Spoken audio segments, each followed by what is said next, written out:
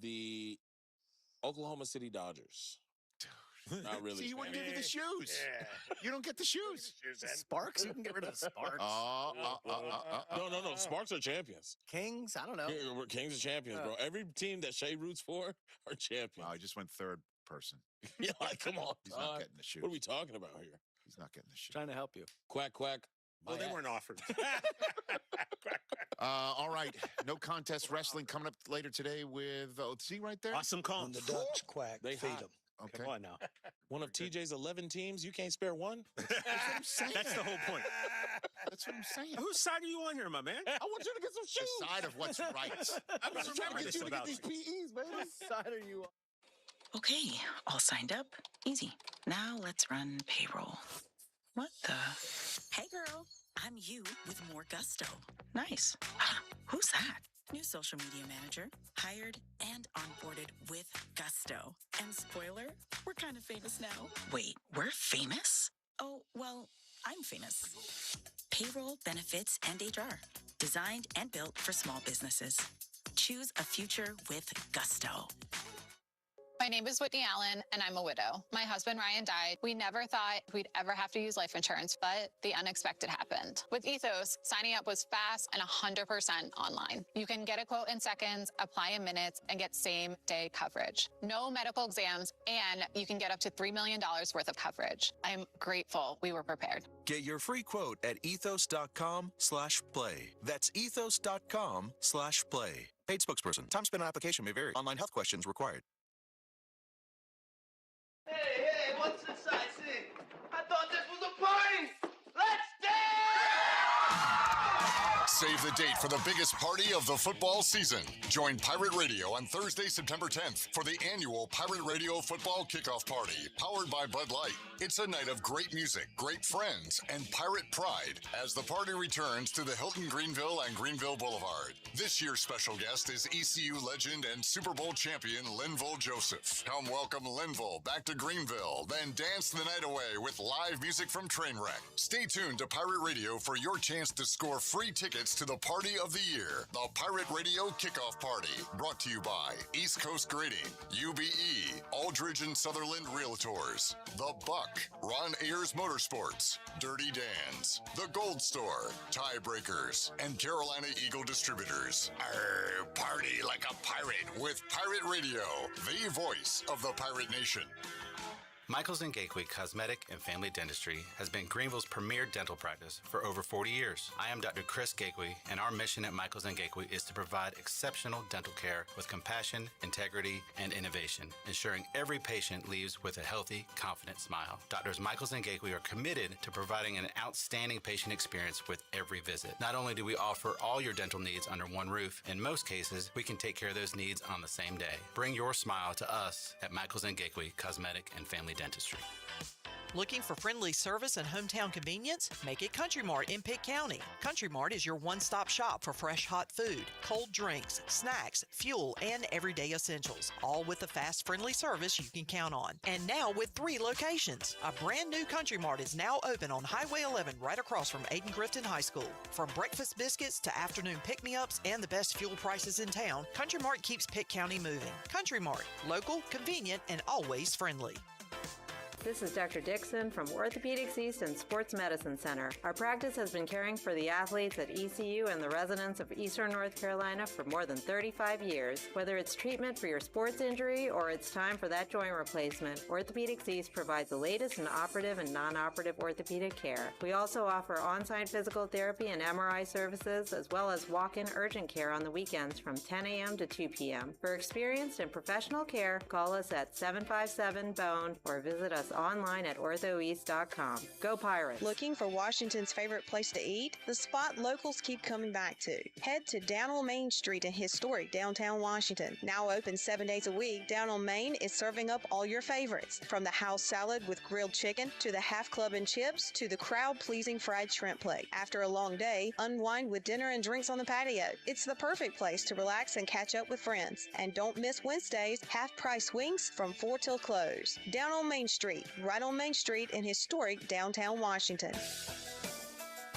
Eastern North Carolina's newest concert destination is here. It's Carolina Crossroads Amphitheater, a brand new state-of-the-art outdoor amphitheater with room for 30,000 fans. Reserve your seat or grab a spot on the lawn and enjoy food trucks, vendors, cold beer, and cocktails all night long. It's just a short drive away right off I-95 in Roanoke Rapids. On October 9th, it's country music star Brantley Gilbert, along with special guests John Morgan and Jay Webb. For tickets, visit CarolinaCrossroadsAmp.com.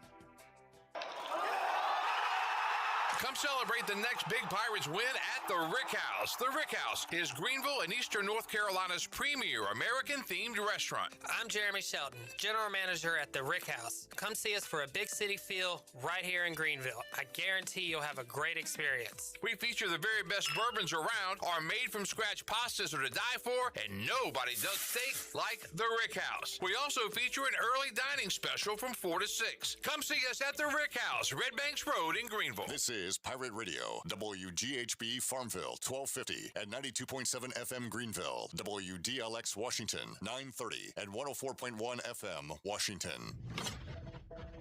Can you be quiet, please? Thank you. Welcome to Pirate Radio Live. Big hell yeah right there, isn't it? How about that? How about them Pirates, baby? Hakeem Richmond hits the shot. What a shot!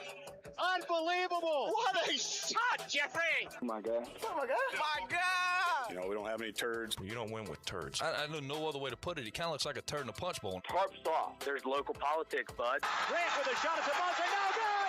And you can paint this one purple. They stand McClure at Williams Arena, Minji's Coliseum. Who is it cool for?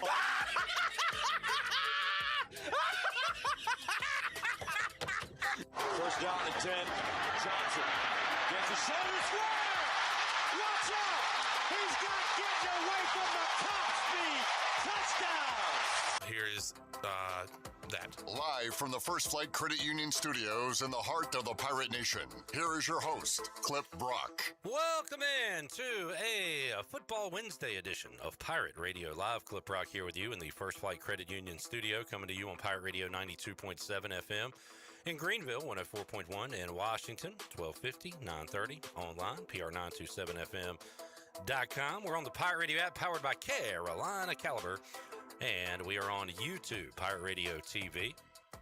Been a good week for the chat gangers. Let's keep that rolling as we talk Pirate football, college football, NFL, anything else that is on your mind. A lot of day baseball today. The Braves have tied the Twins. First tie of the series. It's been a dreadful series for Atlanta. Trying to get revenge from the 1991 World Series, and it hasn't gone their way. Twins won, Braves won in the fifth. We'll update you on all that going on throughout the day. We've got a baseball highlight to play because Dixon Williams stayed hot in an odd way. We'll hear that. A little Pirates in the pros. A lot of audio to get to. We'll hear from, in just a moment, Alabama offensive coordinator Ryan Grubb. We got our own quarterback situation going on at ECU. So does Alabama. It's kind of rare that Bama goes into a season without an anointed starter, whether it be a five-star guy that's been in the system or someone that they picked up via the transfer portal. But this year, there is a battle going on between Keelan Russell and Austin Mack, and we'll see if we can get any clarity on that from their offensive coordinator, Ryan Grubb. Ken Watlington joins us in hour one, and just yesterday, this made its rounds on the internet. Had a bit of a TV anchor meltdown, and I don't know if it was a meltdown, but it caused an anchor to curse, and it was quite funny. So we'll play that and some other great anchor moments from years past with Ken Watlington, and see if he wants to divulge any of his meltdowns from the past. I doubt he will, but we'll ask. You never know unless you ask, right? We'll hear some of that from Ken Watlington, talk some football, talk a little basketball too. I saw that North Carolina and NC State are playing a non-conference game in Greensboro in November. Excitement time! And like I don't hate that. I'd rather see that than some of these other non-conference matchups you get. But what I'd really like is a state tournament championship. All the D1 schools play in November or December or both. You can schedule it out multi-months, multi-weeks, but narrow it down to a Final Four or quarterfinal in Greensboro or Charlotte and have everybody be a part of it. Would you rather see East Carolina in a bracket-style North Carolina tournament, or would you rather them play some church league team from Lynchburg, Virginia? I think the answer is quite simple. I would like to see ECU versus Davidson or ECU versus UNCG trying to get a matchup with Wake Forest or something like that. I know everything's about money. I feel like you can make money on this because you'll probably end up with the Carolina Duke Championship anyway. But NC State and North Carolina will face in the first ever non-conference game, and it'll be in Greensboro. Is Chandler here? Is he in his room? Man, because you know what the Greensboro Coliseum is called? First Horizon. You got to get Gary Hahn back for the call so he can be in the First Horizon Coliseum for NC State and North Carolina. This will be December 15th. I love the in-state matchups, even if it happens to be a conference matchup. That's going to be a non-conference game. I mean, I get we're like trying to make money and everybody's selling naming rights, but it's the Greensboro Coliseum, man. Come on. That's where you're going to draw the line? Yeah. On everything going on today? Mm-hmm. Jared Watkins is here. Hey, Jared. Usually you're good about not speaking until introduced. Well, when we desecrate the great Greensboro Coliseum with a stupid name like that, somebody's got to speak up. Somebody's got to speak up. I mean, you got to stand for something or you'll fall for anything. Jarrett also has a lot of new sound bites that we'll try to organically get to today. I mean, if not, you mentioned the Braves. Yeah. Atlanta, that place is funner than hell. All right. Not right now. Twins take the lead 2-1 on the Buccaneer Music Hall scoreboard presented by the Buck. We'll hit some of those, the college basketball preseason stuff with Ken when he joins us in hour one. Hour two, Donnell Coley. Giving a shout out to my Uncle Donnell. Yeah, we finally pulled that one out. Giving a shout out to my Uncle Donnell. Talk to Uncle Donnell coming up in hour number two, Pirate Football. Also, I saw on Reddit, it was like the greatest athlete, and they have all these different countries and all these different decades. So it's a lot of athletes. But they had the GOAT athlete for America. And I don't want to get into a major argument now, but I want you to maybe get some talking points, Jared. You might not even be around. You got to do some stuff in Studio C, and we can save it for another day. But the greatest athlete of all time, American-born, Michael Phelps. I don't hate that. Swimming takes a lot of... Does one thing. He swims. I mean, you got to go like Bo Jackson, Deion Sanders, like guys who did multiple They don't do things it at the same time. level. Yeah. Okay, fine. But I do think swimming takes a lot of endurance, takes a lot of strength. Yeah. So the Sharks? I don't hate that. My problem is more so, who is the greatest athlete, Jackson and Jarrett, of the 2020s? And again, it's like, how do you define athlete? Like, I always thought the greatest athlete in the NBA was a guy that just retired, Russell Westbrook. Like, he is athletic as the day is long. See, like I was thinking Anthony Edwards or like maybe Justin Jefferson. That's where I was. Okay. He's impressive, but I gotta go Anthony Edwards, man. That dude. Okay, interesting pick. I'd agree with Jared. I'd have to go Anthony Edwards. I mean, could almost say like a Josh Allen for what he does, but again, he's not going to beat a lot of guys in a foot race. Yeah. Did you say he's white? No. Well, so is this guy. 2020's best athlete, Scotty Scheffler. Yeah, I mean, we should end the discussion here. If we're going, I'm sorry, I can't call a golfer or a NASCAR driver the greatest athlete. I think they're clearly going with most like acclaimed. Maybe so. They have Maybe the most accomplishments or whatever. Well, how many Super Bowls does Mahomes have? 3 in the 2020s. 2. I mean, I'll take him over Scotty Scheffler. Maybe it's 3. Either way, yeah. I don't care how many. I'll take one of the most unathletic skill position guys for the Commanders. I'll take Chig Okonkwo as a better athlete than Scotty Scheffler. Yeah. But I just thought that was crazy. So We'll discuss that more, but you can think about who what defines the greatest athlete, and who would you have as those athletes? Jeremiah Melvin. That's a great. I mean, 6'4", runs, catches. Jeremiah Melvin scored 17 points a game in basketball. Jeremiah Melvin. Better athlete than Scotty Scheffler. 8 Jeremiah boards, too. Melvin. Not a better golfer, better athlete. Jeremiah Melvin. We'll dive into some of that with Donnell Coley. Hour 3. Speaking of great athletes, all-time leading rusher in ECU football history, Junior Smith joins us. We'll talk a little Blake Harrell. We'll run some of those cuts from earlier from the scrimmage and get Junior's thoughts on them. And I want to ask Junior, boy, today you are loading your roster with transfers rather than high school guys. Back when Junior coached, I'm going to ask him how many transfer guys did they want? Because it was probably a handful max. I feel like if you had more than 5, you probably had an issue with your school. So we'll talk about that with Junior coming up in hour 3. Let's say hello to the chat gang, and let's say hello to Jerry. What's up, Jerry? Jamie says, hey now. Hey now. He says, just ready for football, man. Tired of the lead up. Play ball. I'm with you, Jamie. So I tell you what, I'll be back September 5th for the Bud Light pregame tailgate. Can't talk anymore. I'm just ready to play football. Unfortunately, we can't do that, and we got to keep talking. Which reminds me of one of the most angry times in my life that was a poor sentence structure.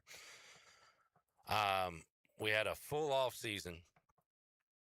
We had the full lead up, the build up. I did a 4-hour pregame tailgate and went out to Dowdy Ficklin Stadium for, I believe, the newly built Town Bank Tower. And I sat there as lightning struck, and ECU and North Carolina A&T was not played. Tell them to bring me my money. Had to come back the following day, do another pregame show for a game that we lost to an FCS opponent. Man, that double pregame for week 1 I almost Fred Sanford Coming Elizabeth. almost took me out. But yeah, Jamie, it's tough season now. Media Day's fun. I like Media Day, but good grief, once we get beyond next week, it's tough sledding to get to the game. Give me the game. Steve says, hey, yo. Hey, yo. Fantasy football season in full swing. Isn't my pick yet. I think I was 1 away. And Jarrett, you're really going to like my next pick unless... It sounds so beautiful. I want to give all the glory to God. Not quite ready to do that yet. Nope, not going to say it yet because CW might take him. But I got a pick coming up in our slow draft that we're doing. Hunter says, good evening, cowards. Good evening, cowards. Good evening, Hunter. Steve still hates Kent Herbeck. He was my first sports hate. And Oh, that hate is on him, man. still hate him to this day for lifting Ron Gant off first base, and they called him out. Went full contact baseball, and they called him out. Pike liked the stream, said HFW. Happy Wednesday to you, Pike. Happy Sports Trivia Wednesday. We'll be at OT's tonight, expecting a big crowd with the students back, so got the game ready to go. Should be a lot of fun coming up tonight at OT's, and I'm looking forward to some great food while I'm there. I will not be getting wings because, Jared, I told you yesterday I wanted wings, and boy, did I get some wings. Protecting that chicken is a must. I went to town. I got some buffalo and some lemon pepper, and I had me a night. Hunter says, as a native of Greensboro, I'll die on that hill with J-Bone. J-Bone, you're not alone on your Greensboro Coliseum hill. Yeah, I mean, people who respect history and heritage and things of that nature, we tend to agree. Kenny Curlings. Kenny, stay tuned. I'm going to present our next guest with a gift that you brought to the Pirate Radio studios last week and handed me, Mark Alexander, and Ken Watlington, and I will present that to him in just a moment, and I really appreciate that, Kenny. He said, hey, guys, went to the Pirate Football Luncheon in Washington today. What a great turnout for Pirate Nation in Beaufort County. What y'all had to eat? What y'all have to eat? Kenny Curlings. Jamie says Tiger was pretty amazing, but I'll agree, not a true athlete. I mean, just his build and the way, I mean, he probably could have played another sport. And so could some of these golfers, but I haven't seen it, so I cannot say that Scotty Scheffler is the greatest athlete of the 2020s. Knipple? Steve says Simone Biles. I mean, yeah. I mean, the gymnasts are probably the most athletic people in the country. The bounce on their steps, on their jumps. Kaz says, good afternoon to you. And PJ says, hey, hey, hey. Hey, hey, hey! Jackson, who's starting at quarterback for ECU week 1? Mitch Griffiths. All right. That is not official. It is still a battle, and maybe we get more answers coming up second scrimmage. And in the following weeks, we got to name a starter. When will Alabama name a starter? Ryan Grubb, offensive coordinator, Alabama, on our New Blue Pirate Report. He was asked that question, and sounds like there's a bit of urgency going on. This is cut 2, Jarrett. We're close. I mean, we're getting close to game week, so I would say, by next week we'll have to make that call. So, hey, they not necessarily put a deadline on it, but hey, you can expect maybe an announcement coming up next week. I feel like it's gonna be Austin Mack. Name's Austin, right? Austin Mack came over with DeBoer. Yeah, one of the top-rated quarterbacks in the country, committed to Washington, followed DeBoer. DeBoer? Yeah. Keelan Russell is a redshirt freshman. So he's got a guy that he's familiar with and a guy that I assumed has not been anywhere else, just Alabama. Yeah, because Chris Stewart talked about seeing him in practice last year. He was impressive. Duncanville High School, Keelan Russell. I kind of have a feeling that they're going to do the same thing that the Pirates are, and we're going to see both quarterbacks no matter what week 1. But start with the veteran. Yes. Which Okay. is neither of them played. Start with the older guy. Okay. Right, which is what I think East Carolina's going to do with Mitch to start the older guy. All right, over under 3.5 quarterbacks play ECU Alabama game. Under. You just said both are going to play for both teams, and now you're going under 3.5. Explain yourself. Double take. All right, the Colin Cowherd, where you just say 2 things and one's going to be right, and you can run that clip back. Yeah. Let's hit cut 1. Again, not a lot of details here, but the Pirates had some issues throwing the ball in their scrimmage, and apparently Alabama did in their recent scrimmage as well. I say recent, it was almost a week ago now, as Ryan Grubb will tell you. This is cut 1. Thursday scrimmage. Oh my God, that's like a lifetime ago. 2 tip picks were the low point. I thought that they built momentum after the first couple of series. First 2 series we were just kind of honestly just clumsy initially. Operationally we weren't very good, and that affected how we were executing some plays, and it was quarterback driven. So once we got them over that, we moved the ball effectively. I think 4 straight drives, so that was encouraging to see them pop themselves out of a hole, especially when it happened quick. But the last 2 practices have been 2 of our best days. Not maybe, they definitely have been. So I thought we really have built on some packages there the last couple days, and had a really nice, just got done with a great move the ball session. Had a touchdown, a field goal with the ones on 2 drives, which was awesome. All right, there is Ryan Grubb. A couple of tip picks. We had some picks. Couple of what picks? Tip? Okay. Yep. Oh, did you have a cut you wanted to play? Or you thought? No, I thought you were trying to say nitpicks. Oh. Somebody walked in the door. I had to take my headphones off. Didn't really compute what was being said. Fair enough, J-Bone. I appreciate your honesty, your candor, and your full detail of what took place just a moment ago. Kalen DeBoer was an interesting hire, coming from all the way across the country to Bama. He was not your Southern good old boy type hire. And I looked up Ryan Grubb, and same thing. He's been at South Dakota State, Sioux Falls, a couple of years at Eastern Michigan, Fresno State, Washington, the Seattle Seahawks, and now Alabama. So kind of an outside the box hire when it came to bringing it, which I guess you could say Nick Saban was too, because he was like a Midwest guy, right? Yeah. He did coach at LSU. but he had I guess Midwest ties. But DeBoer putting together this staff, and Ryan Grubb. Was Geno in Seattle? Was that 24? Geno Smith, yeah, it was 24. And he was the offensive coordinator of Seattle that year. So I guess left DeBoer, went to Seattle, and then came over with DeBoer last year, 2025. Did Ryan Grubb. There's a little bit of our New Blue Pirate report. Kenny asking, Clip, have you seen the TV anchors lose their minds on air talking about eating beavers? It is great. Actually, I saw a headline or the clip, but I did not click on it. So I will next time I see it. Skip says, hey, what's up, Skipper?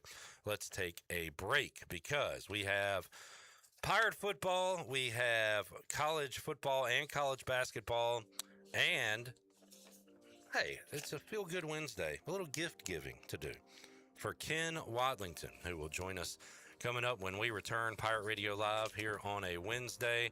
We are back with you after this timeout.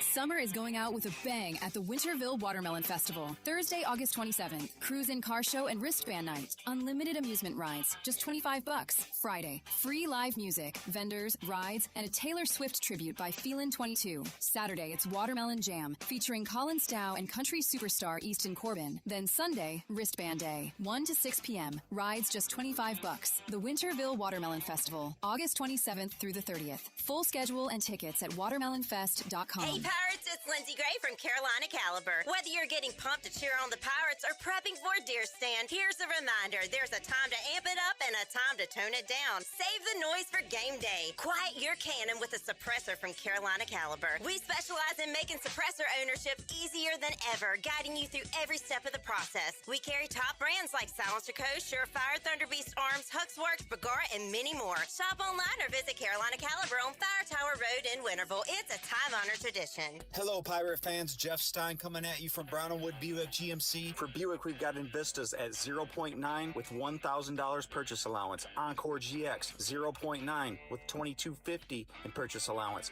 Envision also with 0.9 with $1,750 in purchase allowance. And Enclave 0.9 with $750 in purchase allowance. Only at Brown & Wood Buick GMC, home of the lifetime powertrain warranty. We've got 4 brands, 3 generations, 2 rooftops, and 1 goal to make sure you leave a happy customer. Is your car making strange noises? Or that check engine light still won't go away? At Bell's Fork Truck and Auto Service in Greenville, we take the stress out of car care, from quick oil changes to full service repairs. And diesel truck service too. Our certified technicians deliver high quality work without the high dealership prices. No guesswork, no pressure. Just honest, dependable service to get you back on the road with confidence. Don't let a small issue turn into a costly repair. Stop by today or schedule your service now. Bell's Fork Truck and Auto Service, keeping Greenville moving. Eastern North Carolina's newest concert destination is here. It's Carolina Crossroads Amphitheater, a brand new state-of-the-art outdoor amphitheater with room for 30,000 fans. Reserve your seat or grab a spot on the lawn and enjoy food trucks, vendors, cold beer, and cocktails all night long. It's just a short drive away right off I-95 in Roanoke Rapids. On October 9th, it's country music star Brantley Gilbert, along with special guests John Morgan and Jay Webb. For tickets, visit carolinacrossroadsamp.com. It's bow time. Sometimes the craving for Bojangles Supremes is so strong you just gotta have them, even when your gas tank is on empty and Bojangles is still 10 miles away. Nothing beats the flavor of Bojangles Juicy Golden Supremes, especially when they're part of a perfect combo with 4 boldly seasoned chicken Supremes, a made-from-scratch biscuit, fixin', and some legendary iced tea. The only thing that can satisfy your hunger is that delicious southern flavor. So when the craving is supreme, order ahead on our app and put the pedal to the metal. It's bow time. Hey, Pirate Nation. I'm Hudson. I'm Coleman. I'm Tolly. And we are the Spain family. For 3 generations, we've been building homes across eastern North Carolina. Today, Spain Family Builders specializes in custom homes, move-in ready homes, neighborhoods, and apartment communities. Because we're not just building homes. We're building the communities we call home. Spain Family Builders. Building homes for generations. Visit SpainsBuildNC.com. Go Pirates! The stifling heat of summer, the bitter cold of winter. What do they have in common? The extreme temperatures of both force your home's heating and cooling system to work overtime to keep you comfortable. And that can cost you a lot of money. Fortunately, your neighbors at Greenville Utilities have several ways you can save energy. And that means saving you money on your utility bills. Just go to GUC.com and look for ways to save. That's GUC.com. This is Mac McCarthy, and you're listening to Pirate Radio, the voice of the Pirate Nation.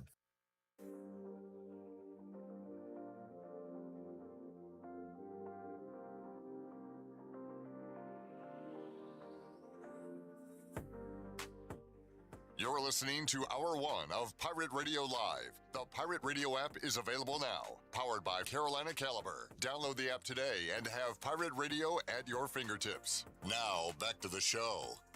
Welcome back, Pirate Radio Live on a hot Wednesday. We got a hot show for you as well. Ken Watlington, Donnell Coley, Junior Smith, and a lot more discussion. And appreciate all the chat gangers hanging out with us on YouTube and all you folks out there tuned in. Let me go ahead and welcome in Ken Watlington from WNCT Channel 9. Touchdown Friday with some Thursday highlights coming your way. The highlights tomorrow, Touchdown Friday, 2 days away, Ken. It is here. How you doing, man? I'm all right. It's exciting that the football season is here, but in a way it's depressing because it means, for all intents and purposes, despite how it feels outside, summer's over.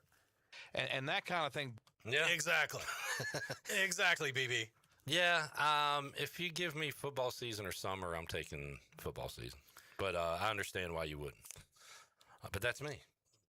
Ken, I do have bad news. I have no rooting interest in football because either my school doesn't have a team or the team I support in the NFL hasn't done anything since 1992.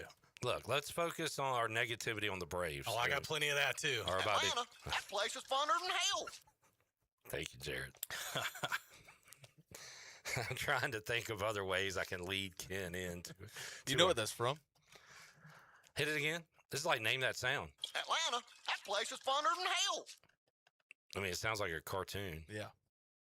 I don't. Squidbillies? Ever seen Squidbillies? Nah. Oh, man. Are we just making stuff up now?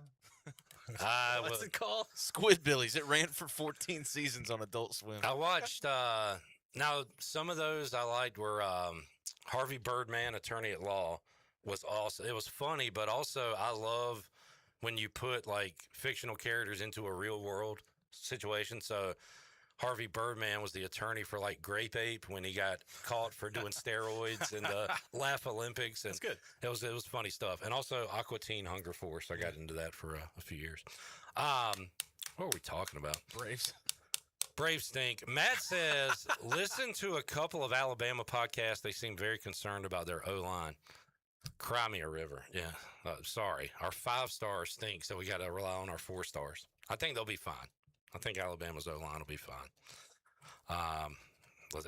Maybe we can take advantage of it, rattle a young quarterback, and shock the world. Shock the world. Let's do that. Let me go ahead and start, because Ken's always in a black cloud, bad mood. No, I'm in a great mood today. The Braves are losing. Let's cheer them up. Hit the music, J-Bone. Dun-dun-dun-dun-dun. Hit the music. Bum, bum, bum. Don't open it yet. Don't open it. Commanders. Believe. All right, so on Friday, I believe. Stop looking. Kenny Curlings, huge Cowboys fan. I know. Came by and dropped off gifts for myself, Mark Alexander, and Ken Watlington, who all happen to be Washington Commanders fans. You can fade out the music now. Raw. Hail to the Commander football team. And he said, yeah, I want you to, here's 2 for you, 2 for Mark, and I want you to give these to Ken Watlington. And Kenny, thank you very much. And now, Ken, you may unveil your gift. Oh, boy. Live on Pirate Radio Live. Fragile. Oh, this is classic. We got a classic. I love Washington. I have a little glass like this from the 80s that I stole from my grandfather that had the same exact logo on it. Okay, well, let's see if you have this glass that you're about to pull out. Oh, no, mine was a little bit shorter than Okay. This is fantastic. Yeah. This is some retro. This is high dollar. Retrograde. Something to add. This is going right up on the eBay. On the book. Poshmark. No, this is going right up on my bookcase with my other memorabilia of sports good times in the past. Very cool stuff. Thank you, Appreciate it, Kenny. Kenny. Yeah. Thank you for thinking of us. That's amazing. What a way to start the football season. Hot dang. Hey, Commanders are 1-0, Ken. That's right. And Jaden Daniels isn't hurt yet. I love your positivity. And the Braves have tied it up. Woo! 4-4. As they are rolling here in the 6th inning. So, Atlanta. Thank God for Lane Thomas is something I did not think I'd say a day ago. Thomas, Ozzie knocked in a run, and then Thomas scored on a balk. So, here we go. We are tied with the Twins in the 4th inning. All right. Hi. Hi. Hi. Hi. Hi. Ken, let's talk football. Football. You are the most negative person on earth. Yes, but also the lead anchor, head anchor, which explains your negativity. You have to talk about the news every day. What is your title? Employee. How many snakes have been found in the last week? Not enough. We got to find them all. There's some on a plane. There's some in a helmet. Hey, 20 years ago yesterday, Snakes on a Plane released. Wow. How about that? Never seen the movie. Never. Really? Yeah. I noticed nobody said you really should, so I'm not going to. My official title, evening news anchor and assistant news director. All right. Is what my business card. So how the heck did email signature? Did Brian Bailey rope you into working all night Friday nights? Yeah, I'm the dummy on this one. So my last job before I came back to North Carolina, I was a sports director at a cable sports network in Ohio. So I did sports the whole time, and I enjoyed it. It was great. Yeah. You know, covering high school football in Ohio, college sports, pro sports, whatever. It was great. So I wanted the stipulations I had when they offered me this job. I was like, I'd still like to, help out on Friday nights. I kind of had that. I don't want to lose that. And then here we are 10 years later. I'm like, why did I say that? Come on. You love it. And I appreciate it. I think it's cool, man, what you guys do. Here's how much I love it. And here's why I love it. Every game in North Carolina, for the most part, has been moved to Thursday, except the 2 I'm scheduled to cover, which means they'll play in the rain and I'll have to be in the rain getting drenched and the equipment's breaking. I know I sound bitter, but anywhere you go is going to rain anyway. Yeah. So yeah. So what game? Dark clouds follow me. Update this for me. All I heard was Rose was Thursday. What else is coming up Thursday? Here in Pitt County, Rose is Thursday. John Paul II will play Thursday. Aiden Grifton will play Thursday at 8:30. Oh, prime time. Yeah, I guess. Some other games kind of in the local vicinity on Northside Pinetown in Beaufort County. They're on the road, but they play Thursday. North Lenore's at home against Green Central will also be Thursday. I got a game in Duplin County that's going to be on Thursday. So Conley is Friday? As of now. Here on Pirate Radio? And they got to figure, you got to think that you got to make the final decision pretty soon. Yeah. Because you can't, tomorrow morning, it's like, we're going to play today. Well, I always ask this question. What is the plan? Do you do touchdown Thursday? Do you run the highlights Friday? How are you going to work it? Yeah, as of now, there's about 5 games we know we can get to tomorrow. So we'll have those, in full form, highlights at 11 o'clock on Thursday. And then towards the end of Touchdown Friday on Friday, it was like, hey, if you missed it last night, here's what happened with Green Central, North Lenore, and John Paul II, Rocky Mount Academy, those types of things. Fair enough. Yeah. All right. There's the man. I feel like last year we had a really good high school football weather year. We did. And, Jerry Jackson, our chief meteorologist, and I were talking last night on the air. It's like, we had a really good run last year. But here we go again. It might end here in week 1. Yeah. And it's not a complete washout. I understand. We talked to Will Bland over at J.H. Rose yesterday, and he's like, look, it's week 1.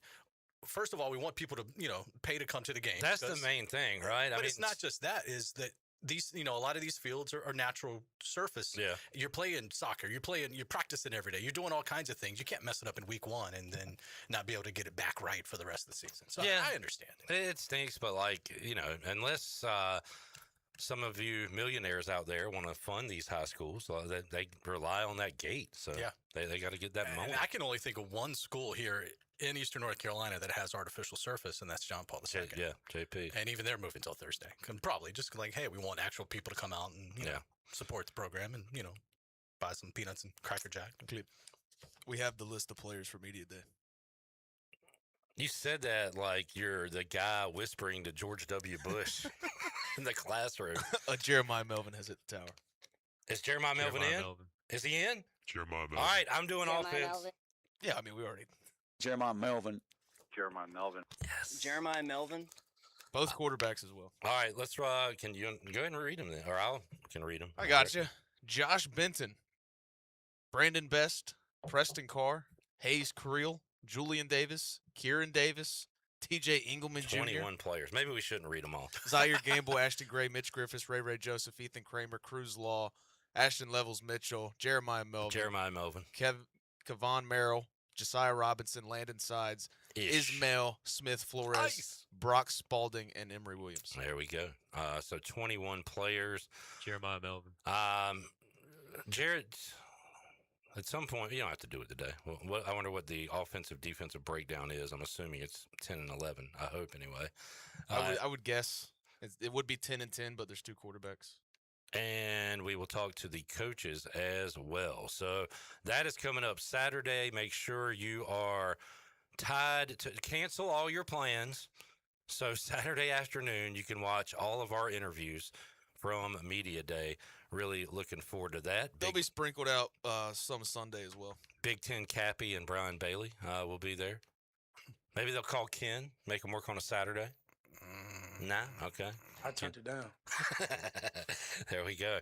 But I am excited about Media Day. Always get excited. Mike P said, what happened to high school fundraisers? I used to get candy bars. I remember that. Discount cards, coupon books. Now they just send me a text and ask for my money. I get nothing in return. Want a tin can of popcorn or something like that? Right? I remember, like, you bring the bars home, and boy, that was stressful because you had to, like, come back with all the money. Yeah. And, like, I was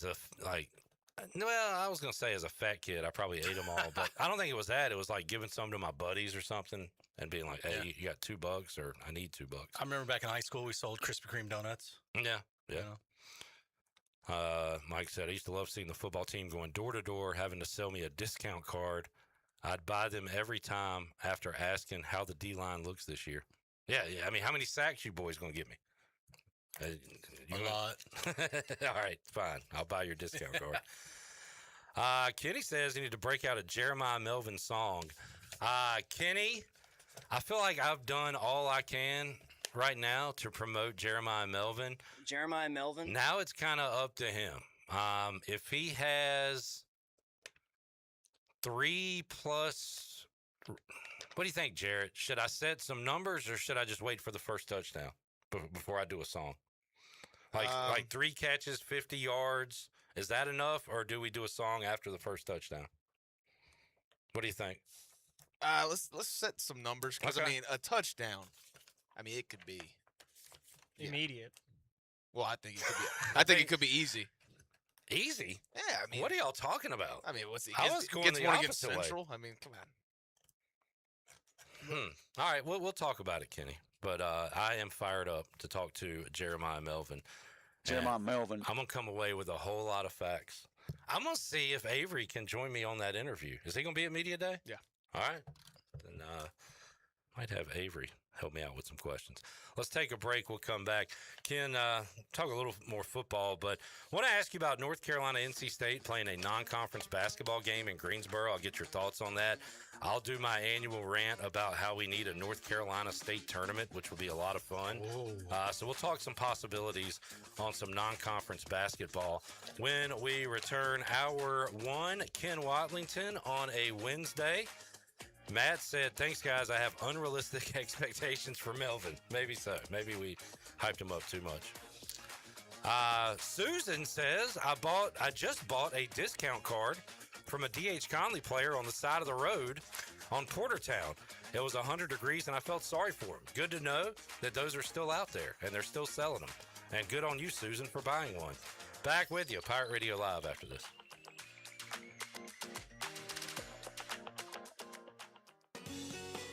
The stifling heat of summer, the bitter cold of winter. What do they have in common? The extreme temperatures of both force your home's heating and cooling system to work overtime to keep you comfortable. And that can cost you a lot of money. Fortunately, your neighbors at Greenville Utilities have several ways you can save energy. And that means saving you money on your utility bills. Just go to GUC.com and look for ways to save. That's GUC.com. I'm Sam Jones, and for more than 3 generations, my folks have kept the fires burning for Eastern North Carolina Whole Hog Barbecue. At Sam Jones, you'll find our smokehouse pumping out wood-fired meats, cooked fresh every single day. There are no freezers at our place. Everything, and we mean everything, is made fresh daily, including our sides, sweets, and sauces. Stop in and see us, and I bet you'll be able to taste our passion in just one bite. At Sam Jones Barbecue, you'll find plenty of smoke, but no mirrors. Are you tired of dealing with IT headaches? Does this sound familiar? Phones, Wi-Fi, or email always acting up? Are you afraid of phishing scams, data breaches, or ransomware attacks? Every minute your systems are down, you're losing money. If you're nodding your head, it's time to call cybersharks.net. We handle IT so you can focus on growing your business. Fast, reliable, and always there when you need us. Call 321-7800 today and get IT support that actually works. Cybersharks.net. We keep your business swimming. Michelob Ultra is brewed here. So is the feeling when we rally together behind one team. From the pitch to the pool, Superior is brewed here. Michelob Ultra, proud sponsor of the U.S. men's national soccer team. Enjoy responsibly. Copyright 2026, Anheuser-Busch Michelob Ultra Light Beer, St. Louis, Missouri. Take a hit from a 300-pound linebacker, and you better be wearing pads. Take a hit on the road, and you better have good auto coverage. When you've got North Carolina Farm Bureau Auto Insurance, you've got the best local agents ready to help you bounce back. If you don't, well, you'll probably play football without a helmet, too. This is proud ECU graduate and former baseball player Brandon Manning. Give me a call today, and let's talk about your insurance coverage and about the Pirates. Call 531-1812 and go Pirates. Michaels & Gateway Cosmetic and Family Dentistry has been Greenville's premier dental practice for over 40 years. I am Dr. Chris Gateway, and our mission at Michaels & Gateway is to provide exceptional dental care with compassion, integrity, and innovation, ensuring every patient leaves with a healthy, confident smile. Doctors Michaels & Gateway are committed to providing an outstanding patient experience with every visit. Not only do we offer all your dental needs under one roof, in most cases, we can take care of those needs on the same day. Bring your smile to us at Michaels & Gateway Cosmetic and Family Dentistry. College is hectic, but where you live shouldn't be. At Pirates Cove, you get your own quiet space and private bathroom. With 2 pools, a fitness center, EV chargers, the only student property with a new soccer mini pitch field, a business room for focus, and a quick ride to campus. No dorms, no drama, just the lifestyle you're looking for. Pirates Cove isn't just where you stay, it's where you live. Come celebrate the next big Pirates win at the Rick House. The Rick House is Greenville and Eastern North Carolina's premier American-themed restaurant. I'm Jeremy Shelton, General Manager at the Rick House. Come see us for a big city feel right here in Greenville. I guarantee you'll have a great experience. We feature the very best bourbons around. Our made-from-scratch pastas are to die for, and nobody does steak like the Rick House. We also feature an early dining special from 4 to 6. Come see us at the Rick House, Red Banks Road in Greenville. This is former ECU football player Bryce Williams, and you're listening to Pirate Radio, the voice of the Pirate Nation.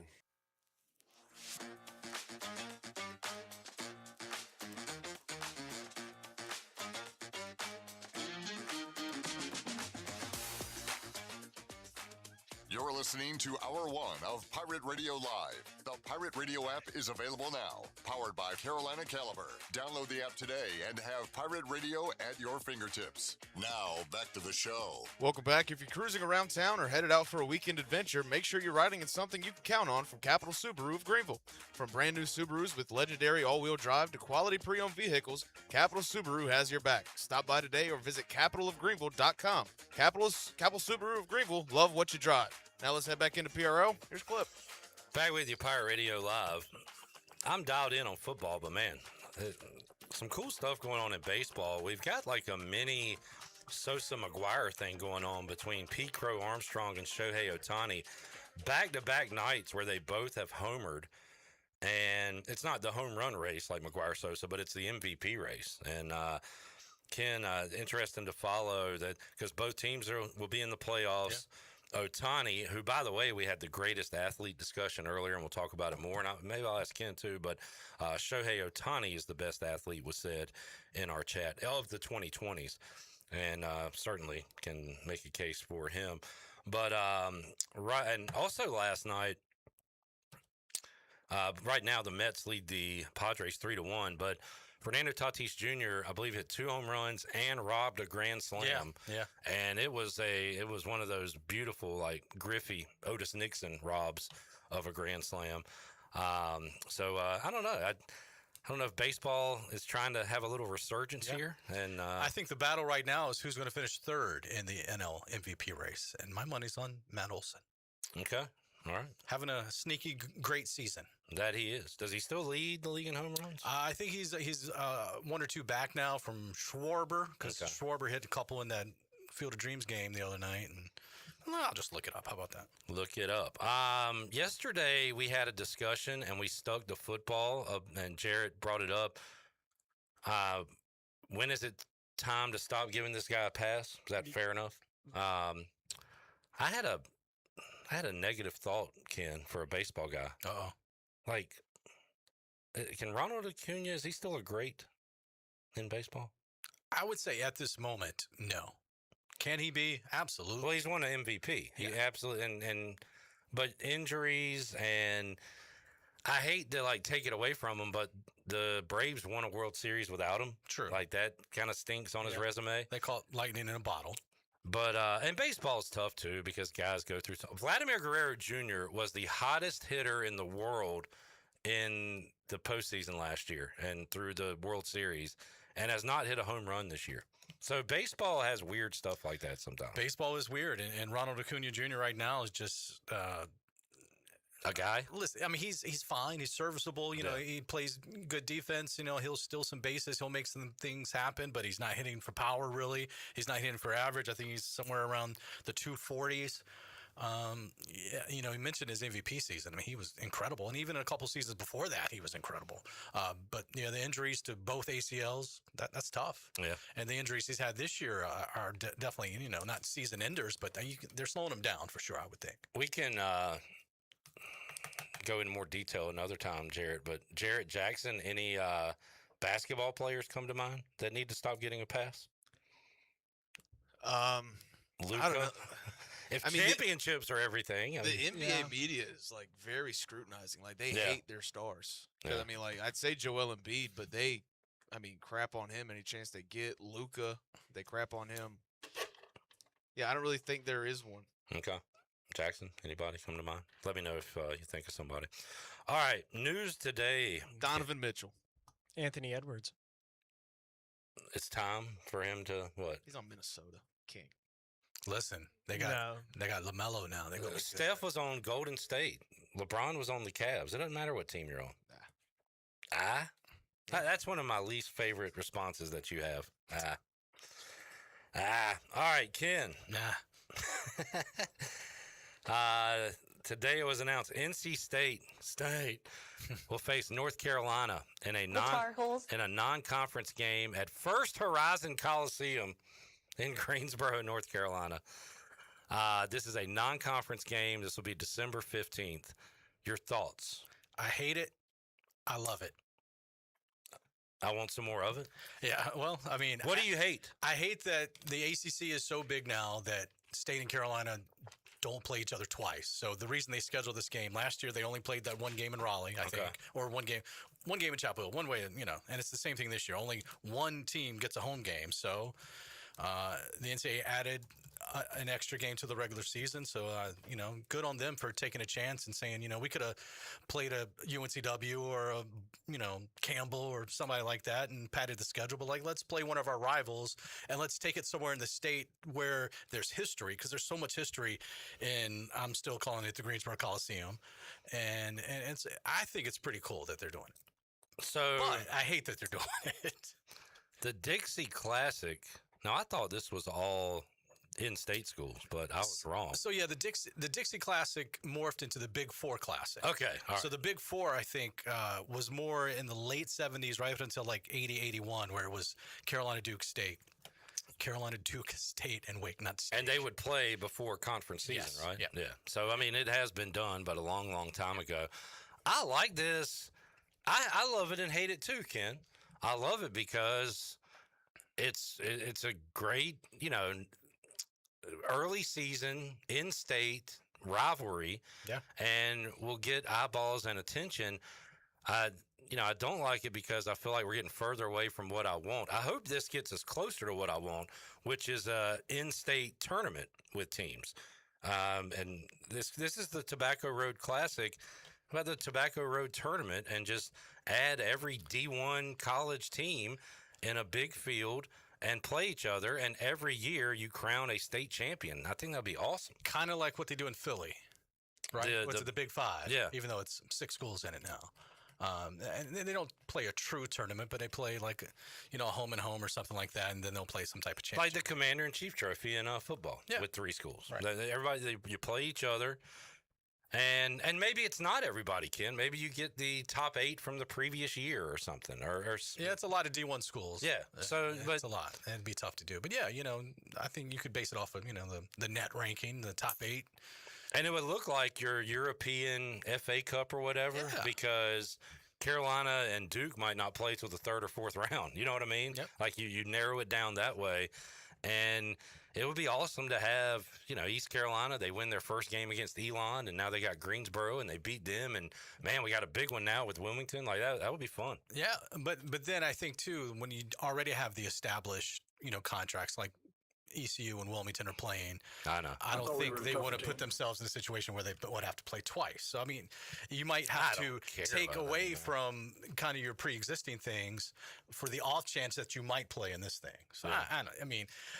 Well, isn't ECU in a tournament with a conference opponent, Jared? Temple, yeah. They're on the opposite end of the bracket, so both would have to make it to the final. Wow. Yeah. So, I think these days, throw all that crap out. That's anyway. true. That's true. Chad Moore says, been a while. Guess who's back? Bang, bang, PRL Chat Gang. Chad, just in time for me to draft Tony Pollard in my fantasy draft. I was not very excited to do it, but I did it. I wanted to get Dak Prescott because I think he's going to throw a lot of touchdowns, but he was sniped by CW, so I need a quarterback still. I got a NL MVP race update. The battle for 3rd. Matt Olson just stole 2nd base. He can do it all. How many steals? That place is funner than hell. How many steals is that from Matt I'm Olson? going to guess it's probably his first season. I would think so. Hey, first time for everything, man. That is true. All right, Ken. So there is that. But good for Greensboro because they're branching out, trying to bring more games there, and they've got a Carolina exhibition game against Southern Cal, which is kind of weird. The Canes play an exhibition game at the Greensboro Coliseum. Of course, that's where the Canes started way back in the day. So, it gives fans in other parts of the state and maybe a chance to go see one of their favorite teams that maybe, if you're a Carolina or State fan, you can't get to Lenovo or the Dean Dome. But you can go to Greensboro Coliseum. Maybe the tickets are a little bit cheaper. It's a much bigger place. It's the biggest arena in the state. So, I mean, it's cool. It is a Coliseum. Ken mentioned this earlier. I saw and I think this was a poll, or I don't know how this was completed, but I had a major issue with it. So the greatest athlete ever born in the United States. We never really answered that. Who would you? Well, you said what? Bo Jackson, Bo or Dion? Bo or Dion? Michael Jeffrey Jordan. Was he? He was born in New York. Oh wait, United States. I thought we were going North Carolina for a minute there. Sorry. I mean, they're trying to make it where New York ain't the United States. Here we go. There's Jared Watkins. This has Michael Phelps. I don't hate that. No. You want to talk about decorated athletes in the Olympics? He is number 1, right? All time. My issue is with the 2020s GOAT, greatest athlete of the 2020s, Scotty Scheffler. Oh, man, yeah. Oh, what? No. No. Let me read through who they got. The 60s, Bill Russell. All right. The 70s, Muhammad Ali. And again, I'm too young to see him fight, but I thought he might. I always hear like he's the best athlete ever in the United States. 80s, I guess that's going to be Carl Lewis. I'm going to assume it's a guy running. Yeah, looks right. Yeah. And Carl Lewis, hell of an athlete. There's your guy in the 90s, Michael Jordan. 2000s, Michael Phelps. 2010s, LeBron James, and 2020s, Scotty Scheffler. Who doesn't belong in that group? Yeah.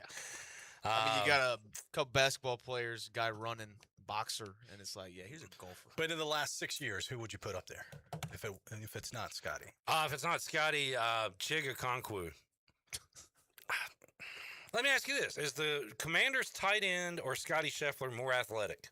If you say Scheffler, we got a big problem. We don't know.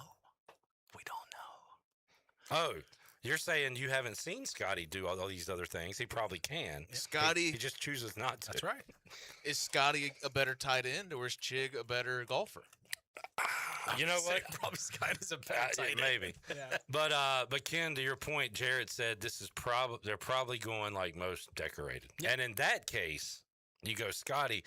But I'm using the word athlete quite literally. So I would take, again, like Russell Westbrook was one of the greatest athletes I've ever seen on an NBA court. Just all the crazy stuff he could do athletically. I might be using it too literally, but like they mentioned Jamar Chase and Justin Jefferson, tremendous athletes right now. Once we get to 2030, the answer to this question is going to be Caleb Wilson. Yes. God, dude, that guy. Summer League ended so long ago, I forgot how hyped I am for Caleb Wilson. Yeah, Jared did have him as your favorite guy in the draft? Favorite guy. I mean, the highest ceiling possible in this draft. The Bulls are so bad. If you want to go decorated and athletic, you could throw Patrick Mahomes in there, although I would say Josh Allen is more athletic than Patrick Mahomes. True. Could you throw Curry in that conversation? He's won a title in the 2020s. Not for this decade. Nah, I just... He's won a gold and a I know, title. But he's not the best athlete to me. Yeah, see, you're going more decoration there. Yeah. Again, it's a kind of a dumb topic, but when I saw Scotty Scheffler, I had to bring it up to the group. Yeah. It's like, I mean, Nikola Jokic is probably the most decorated of this decade, but he can't jump off a curb. I know. Onto a curb. One of the worst athletes of the 2020s. He's just got that finesse, that touch. Well, I mean, horse racing, he's great at that too. What part? Multi-sport athlete. Just buying horses? Yeah, man. He's got an eye for the horse. How do you say he's great at horse racing? I just now found out he's not actually on the horse. Or He's the not. horse. Yes. He's maybe, not. maybe he is the horse. I'll tell you who I like, greatest athlete of the 2020s, whoever this pitcher is for Alabama. They have a girl pitching in the Little League World Series. She's killing it. And she's pitching a shutout right now. So the guy just got on first, though. He just bunted onto first. On her error, so she's not the greatest athlete. Yeah, she sucks. No, that's get on her the off the first field. baseman. But That's on the first base. Yeah, but she also did strike out all three batters that she faced in the second inning. Move over Monet Davis. Ken, we will see you Friday night, Touchdown Friday. When will we see you again on the news? Yeah, I'll be on today starting at 5, and weather permitting, Friday night, our game of the week for Brian Bailey's Touchdown Friday, a battle of Craven County as Havelock makes the trip north to take on West Craven. Looking forward to it. Thanks for joining us. Appreciate it. Hour 2, Donnell Coley joins us. Some Pirate football talk and more. Back with you after this.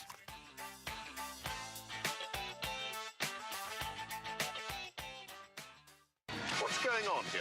The greatest party of all time!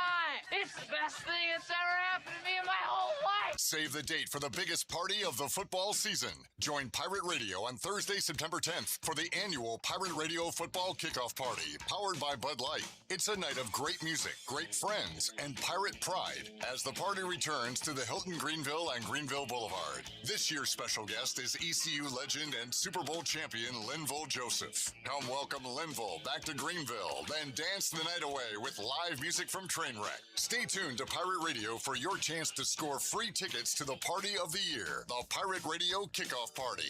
Brought to you by Greenville Utilities, Jones, Covey & Company, PA, Capital Subaru of Greenville, KDL Construction, New Blue, Patio and Hearth Shop, Orthopedics East, IBC Roofing, and Carolina Eagle Distributors. Party like a pirate with Pirate Radio, the voice of the Pirate Nation. Hey, O's fans, summer is in full swing, and so is the Birdland Summer Music Series presented by CFG Bank. Hit the yard on Friday, August 21st as the Orioles take on the Rays. Then enjoy a live post-game concert by 90s icons Vanilla Ice, Tone Loc, Tag Team, and Tretch from Naughty by Nature. Watch from your seat or score a field pass to get even closer to the action. Get your tickets to see I Love the 90s at Orioles.com/music. Doug Henry of Greenville is looking for your trade-in and your business. Doug Henry of Greenville is right on the corner of Greenville Boulevard and Memorial, and always right on the price and looking to beat every offer out there. Just bring it in and you won't be disappointed. Doug Henry of Greenville has over 300 vehicles to choose from and brand new inventory arriving daily, and you can always check them out online at DougHenryGreenville.com. Doug Henry, right on the corner and right on the price. Get ready, Greenville. Free Boot Friday is back, presented by Brightspeed, and only in downtown Greenville. Join us as we kick off the season September 11th. Enjoy the cool beach tunes from the Embers from 5:30 to 8:30 at the 5 Points Plaza. And we'll have plenty of ice-cold beer, wine, and seltzers from Carolina Eagle, Sup Crushes from Crush Distillery, the new look Kids Zone, and local food trucks. Come celebrate the start of football season with us in downtown Greenville with Free Boot Friday. For more information, follow the Downtown Greenville Partnership on Facebook and Instagram. CopyPro, the professional office systems people, have been serving Eastern North Carolina since 1971. From Greenville to Wilmington, businesses trust CopyPro for reliable technology, award-winning service, and top brands like Konica Minolta and Ricoh. Need multi-function printers, document management, or network solutions? CopyPro delivers powerful tools backed by certified technicians and a team dedicated to your success. CopyPro, professional people, professional systems, powerful results. Visit copypro.net or call 756-3175 today. Overtime Tavern is the place to be for great food, cold drinks, and all your game day action with over 10 TVs. Swing in today and try a mouth-watering burger, glizzies, wings, or check out their daily specials featuring some of the best items on the menu. OT's has a weekly lineup of entertainment starting Tuesday with Singo, Wednesday is sports trivia with Clip Brock, and Thursday's local acoustic acts playing the tunes. OT's is located on Charles Boulevard across from the Sheets and is open daily from 11 a.m. to midnight. There's always time on the clock at Overtime Tavern. What's better than exploring downtown Washington? Tasting it. Join a food tour with Forks of Little Washington and discover the local flavor. Stroll the historic waterfront and enjoy delicious bites from some of the town's favorite restaurants and specialty shops. Food tours combine great food, local history, and unforgettable stories into one delicious experience. Whether you're a foodie, a visitor, or a local looking for a new adventure, there's no better way to experience Washington. For pricing and reservations, visit forksoflittlewashington.com. Brought to you by visitwashingtonnc.com. This is Pirate Radio, WGHB Farmville, 1250 at 92.7 FM Greenville, WDLX Washington, 930 at 104.1 FM Washington.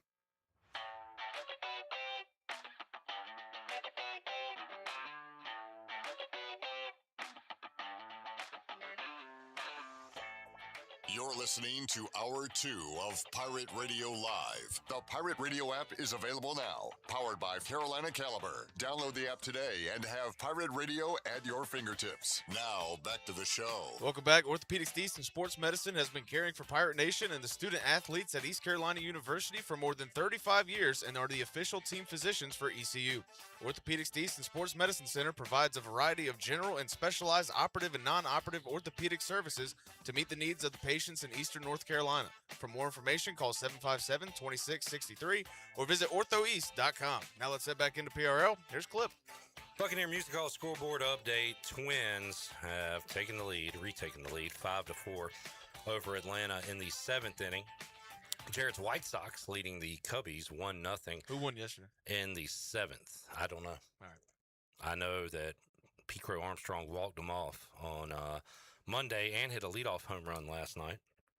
But I will tell you in a matter of moments that the series was won by the Cubs last night because they took game 2 So they're playing again today. White Sox trying to salvage it. Earlier today, the Mets beat the Padres 4-2. It was the Pirates over the Tigers 4-3. Coming up later, Clayton McCullough and the Fish will be in Philly at 6:05. We got O's baseball against the Bombers coming up tonight. O's and Yankees. Burley will face Chase Burns. Dixon Williams hit a home run off Chase Burns. We'll see if Burley can do it. Dixon Williams hit another home run last night, but not the way you think. Can we hear that highlight, Jared? Pirates and the Pros? 1-2. Williams to deep right field. Quincy Scott will get there, but the ball's on the turf. He is down on the ground, and the runners are going to score, including Williams. And now the attention shifts to Quincy Scott after the inside the park home run. Okay, we hope Quincy Scott is okay. Dixon Williams, Little League home run, inside the park home run, as he continues to maul the baseball. Looked like the wall, like caught him right in the throat, like top of the wall. Now that's interesting because like there's a indention there with like the chin and the chest. How do you get the throat? The throat. Like the wall's like right here, and he's a bam. Like the top of the wall? Top of the wall. I mean, it's not a big wall. You remember, Naked Gun? They're showing the bloopers, and the guy gets his head knocked off by the baseball. Yeah. Yeah. Is it similar to that? Similar. Okay. Let's welcome in Donnell Coley, Daily Reflector, joining us. It took us like 8 months. We finally got Outcast, Uncle Donnell, joining us. What's up, Unc? Look, some things are just better with time. You gotta wait. You gotta be patient, and that was well worth the wait. I can tell you that. Donnell, you look a lot fresher than last time I saw you. Last time I saw you, you had beads of sweat all over your forehead and face because it was hot on Saturday. Smoking. Yes, sir. As we watched East Carolina scrimmage. And Donnell, let's just start like from your eyeballs. And again, they don't show us much. They don't want us to know much and say much. But from your eyeballs, any players, any formations, anything stand out to you from Saturday? I think just using what we saw and like just piecing, pieces of the puzzle together, just piecing all that together, what we saw, what we heard from the coaches, I think the run game is what you're most excited about. Going back to what Jay Bone's been talking about the whole offseason, all spring and summer. The run game seems like it's well ahead of the pass game right now. So that's encouraging. The O-line is making holes, and, obviously the running backs, they're talented and they're breaking runs off. So that's really what the biggest takeaway is for me right now. Carson Jones, I was going to say too, Donnell, maybe we can bring up some names we haven't mentioned much this offseason. We've kind of focused on the same few guys, Jeremiah Melvin especially. But Carson Jones' name has been brought up by both Andrew Bays and Jim Zoki in interviews I've had with them over the last week or so. And, coming back from injury, we have talked about Brandon Best, I think, quite a bit. Bryce Weaver, we've talked about. Hayes Creel at the other tackle position. Ethan Kramer at the guard position. Giddy up. And I spoke with a media member at the scrimmage. I don't know what this guy does. Like Stephen Igloo? Something like that. But we were talking O-line. He said, first five, feel great about him. Beyond that, it gets a little hairy. And, hey, I'm just glad to hear first five. We like them. But, Donnell, hopefully, if the run game is a strength, that means the O-line is playing well. And that is always a concern for not just East Carolina, any group of six conference or whatever. But how about that position helping out that talented running back room? Yeah, that's really what, for what we get to see, that's always what we talk about is the line. So, I mean, that's encouraging. That's where you want to start your offense is the line. That's what all the coaches say. I know it's coach speak sometimes, but it's true. You want to start in the trenches. So you start there, and then whatever the quarterbacks do, who knows who is going to be behind there, but whatever they do, it kind of doesn't matter because the line is going to keep moving it forward. So you're going to get positive yardage each play, you hope. I saw some shaky passing, but by the time I was watching, it was the backup quarterbacks. Did you get to see anything from Griffiths or Williams at all? I did not. Okay, yeah. No, I did not. Saw a J.J. Watt type interception, and I'd never caught the number. You know the play I'm talking about? Yeah, I know exactly what you're D lineman jumped up. I don't know if he tipped it and caught it or just caught it, but it was an awesome play. I did not catch the number. Did you? I feel like he was running with the threes, though. I know, yeah. I don't think he is anymore. It was an awesome play. I didn't but catch the number, no. that was one of the highlights. Another highlight, and I just missed this because I was told about it by two people as I was walking up, but Michael Allen broke off a long run and unfortunately pulled up lame. He told Brian Bailey he'd be fine, and we hope that is true. But again, that speaks to you need depth, and we do have depth in the running back room. And a guy we have not talked a lot about in that running back room, I feel like, is T.J. Engelman returning. Talked a lot about Ashton Gray, a lot about Michael Allen. I've mentioned DeJuan Lacey looked like a potential breakout guy before he immediately, goes down in his second game playing college football. Very unfortunate. But T.J. Engelman has had snaps for ECU and has put up numbers for ECU, and is a guy, Donnell, that somebody was mentioning the other day at the scrimmage that, hey, don't forget about him. He still could be a factor on this team. I think what's surprising is he's like, 5'8", and then you see him on the goal line. He's got goal line carries last year, and I think you could see him there this year if you're doing like a fantasy team and you want somebody who's going to get 6 points every game.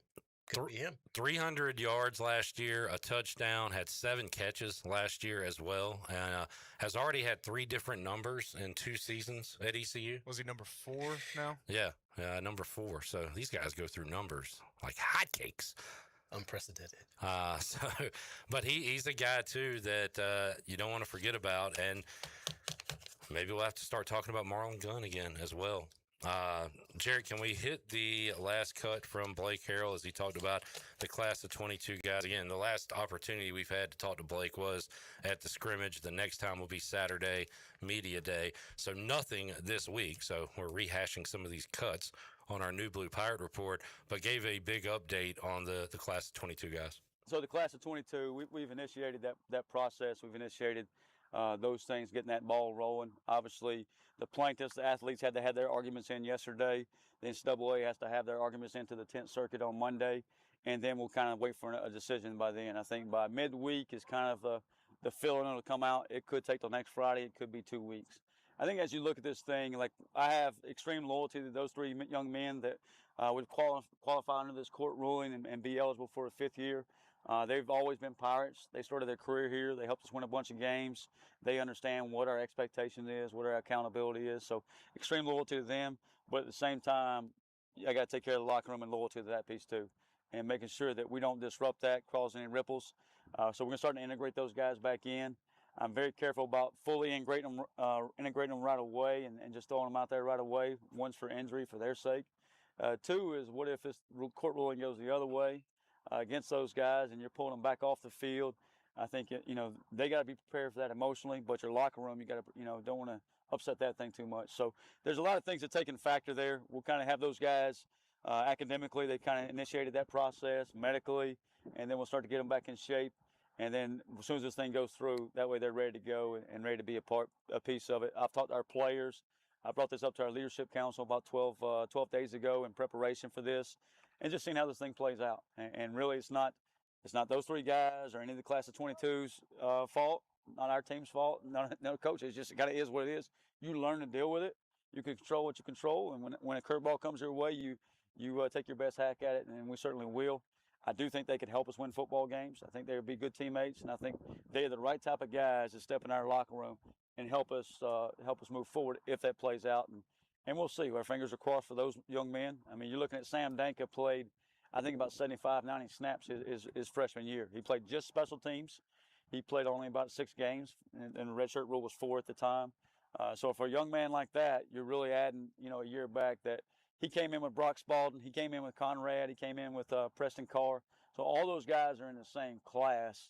It'd be nice to see all those guys go out. So we'll keep our fingers crossed and see how it goes. But at the same time, we got to control what we know and take care of our football team and get ready to win games and make sure we're ready to play in front of Pirate Nation and here in a couple weeks. Man, first thing, and then I'll probably repeat myself, but all awesome dudes. Sam was in our 3-point contest at the rec center. It's just a fun guy and will fit right back in with the team. Same with Marlon, one of the coolest, most level-headed guys. And then J.D. Lampley, teammates loved him as well, and he's probably the one that could go back on the field if he's stayed in shape and make some plays, week 1 against Alabama. But so there's that part of it, but you still, Donnell, have to worry about the locker room. And again, if this was NCAA 27 or whatever, and you're like, hey, they added these guys to my roster on Dynasty, great, I'm going to put them in. Like, it's not that. It's not fantasy football. It's real life. There's feelings. There's the health part of it. There's the training, all that. So there's a lot of factors in it. As I said, I think Blake Harrell has handled it very well, where he's focused mainly on the guys he's coaching every day, but has not shut the door on those other 3. So it sounds like if they're available to rejoin, he would accept them when they would play and see the field, TBD. But what's your take on what Blake Harrell had to say about it on Saturday? I mean, that's kind of what we thought was going to happen. Like, Blake Harrell is all about loyalty. So those guys, especially those 3 guys, right, are guys who have been with him for so long that you just knew that if there was one moment that he could get, one more game out of them, hopefully it's more than a game, but just one more game out of him, he'd do it. So that's encouraging to see that a coach like that, especially nowadays where coaches are leaving, before the bowl games are coming. So, I mean, that's great to see. And, I mean, those guys, like you said, they're nice, personable, get along with everybody type of locker room guys. So that's not going to be a problem. On that same note, Marlon comes in. He is a great teammate, was a leader, I'm sure, in the locker room last year. But if you're a newcomer like Allen or Gray, or even if you're a returner and you're buddies with Marlon, like Lacey and Engelman, who have worked your way up the depth chart, you're going to feel some kind of way if you are knocked down the depth chart. And that's just natural being a human being. So, and hey, if Marlon's good enough and it's worth it, you got to try to win ball games and put feelings aside. And it's on those guys to perform even better in practice and try to get on the field. But those are the things you have to worry about. Luckily, it's a small number of players, and it's a good group of guys, so I don't think it'll have much of a negative impact. Yeah, if you don't want somebody to take your spot, don't let them. Yeah. That's the age-old, saying, adage, do not let them take your spot. I don't care if we're friends. It doesn't matter if we're cool, but you're not taking my spot. So it's up to you. It's up to each player to make sure that doesn't happen. Donnell Coley joining us inside the First Flight Credit Union studio. Jared, do we have some comments from yesterday on the Brian Bailey Show? Actually, we do. We have J.R. Robinson and Brock Spalding talking about a potential return from their old teammates. Can we hear that from the Brian Bailey Show? The graduate guys that can come back, if they can come back, Gunn, Lampley, Danko, how will the team accept them, and what are your thoughts on just the whole situation? Because it's kind of, we were talking off camera, it's kind of one of those weird deals where you want everybody to have a chance, but the timing just, you thought they would have figured this thing out in April and then given everybody a chance, because, the locker room is a delicate, these are good guys and you guys have played with them, but I mean, it's still a delicate balance, isn't it? Mm-hmm. I think I'm happy for them, get an extra year to play ball. I was blessed with a few extra years to play too. Yeah, you've had several extra years, haven't you? I'm definitely feeling how they're feeling, but I think the chemistry will be good. JD, Sam, and Gunn, they're all team guys. Yeah. Good culture, high energy guys. So I think it'll only help us. Yeah. What about you, Brock? Oh, they came in with me. So, I mean, those are my guys. And we came in together and we've been through a lot together and through the portal and stuff like that. So I have no doubt that they'll come in and, bring a positive vibe and push us in the right direction. Yeah, and I think one of the things that was going on is that you just don't know. One judge says this. If the NCAA comes back and says that, you don't want to get guys' hopes up. You don't want to get everybody in, and then all of a sudden you can't use anybody. So I think East Carolina was very patient with the deal. I think they've got their thumb on it. They're ready to rock and roll with it if it all works out. But that would be good. Get those guys back, especially if they came in with you. That's really kind of a cool story.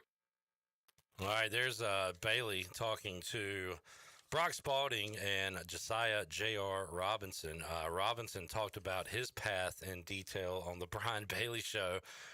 So I guess starting in 2020, COVID year with Michigan State, right? Then goes to ECU, played in 2 games. Tore his meniscus. 2022, played in 1 game. Tore his ACL. 2023, played in 3 games. Recovering. 2024, played in 8 games. 2025, and I think he said he had a weird wrist injury somewhere in there. Oh, yeah, somewhere in there. And 2025, played in 11. He started in 11. I think played every game, but started 11 games last year.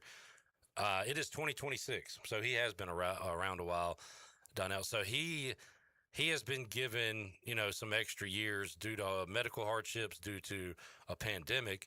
And then Brock, he said, those are my guys I came in with. Obviously, I want them on the team, so they understand. Now, would Brock want, not that Anthony Smith played the same position, but say he did, would he want a returning starter from last year that played in his same position coming back? I don't know. It might be a little more selfish in that case. But no, these guys want their teammates back in the locker room, and would be a huge bolster, maybe even for what, Jarrett, conference play, we could say? I mean, how quickly can we get these guys in here?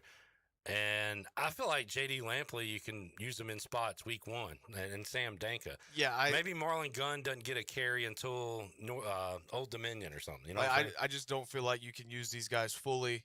I mean, with the rotations of both their positions, Roy Tesh loves to rotate the defensive line. Marlon Gunn would not be the primary back, so it's like they're obviously not going to be full-time throughout the whole season, but I don't think you can really rely on them too much until October in that Rice game. Which would be awesome, actually, to have them for a conference run. I'll definitely take that. Like an Aaron Donald situation. Just plug them in. I mean, those are the guys you need when you're talking about when it's go time. That's conference play is go time. We need guys we can trust. We need guys that we know has experience in these tough situations in this conference, and they do.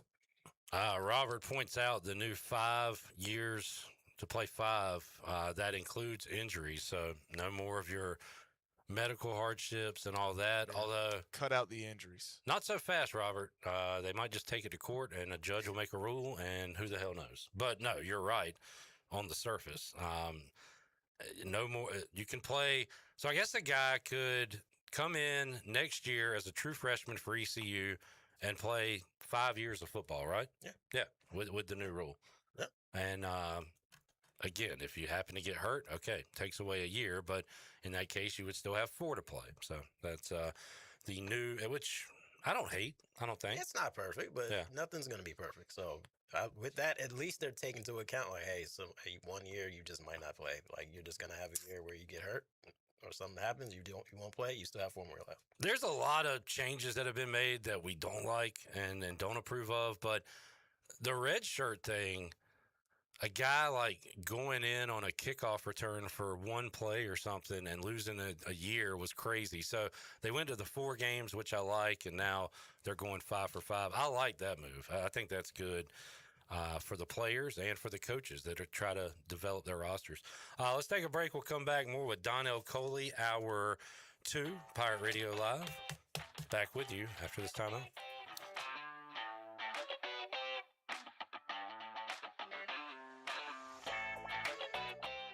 Summer is going out with a bang at the Winterville Watermelon Festival. Thursday, August 27th. Cruise-in car show and wristband night. Unlimited amusement rides. Just $25. Friday. Free live music, vendors, rides, and a Taylor Swift tribute by Feelin' 22. Saturday, it's Watermelon Jam, featuring Colin Stow and country superstar Easton Corbin. Then Sunday, Wristband Day. 1 to 6 p.m. Rides just $25. The Winterville Watermelon Festival. August 27th through the 30th. Full schedule and tickets at watermelonfest.com. Bring the taste of New England to your table at Basil's. Try the crispy clam fritters, fresh Cape Cod chopped salad, classic linguine with clam sauce, or the savory Clams Casino pizza.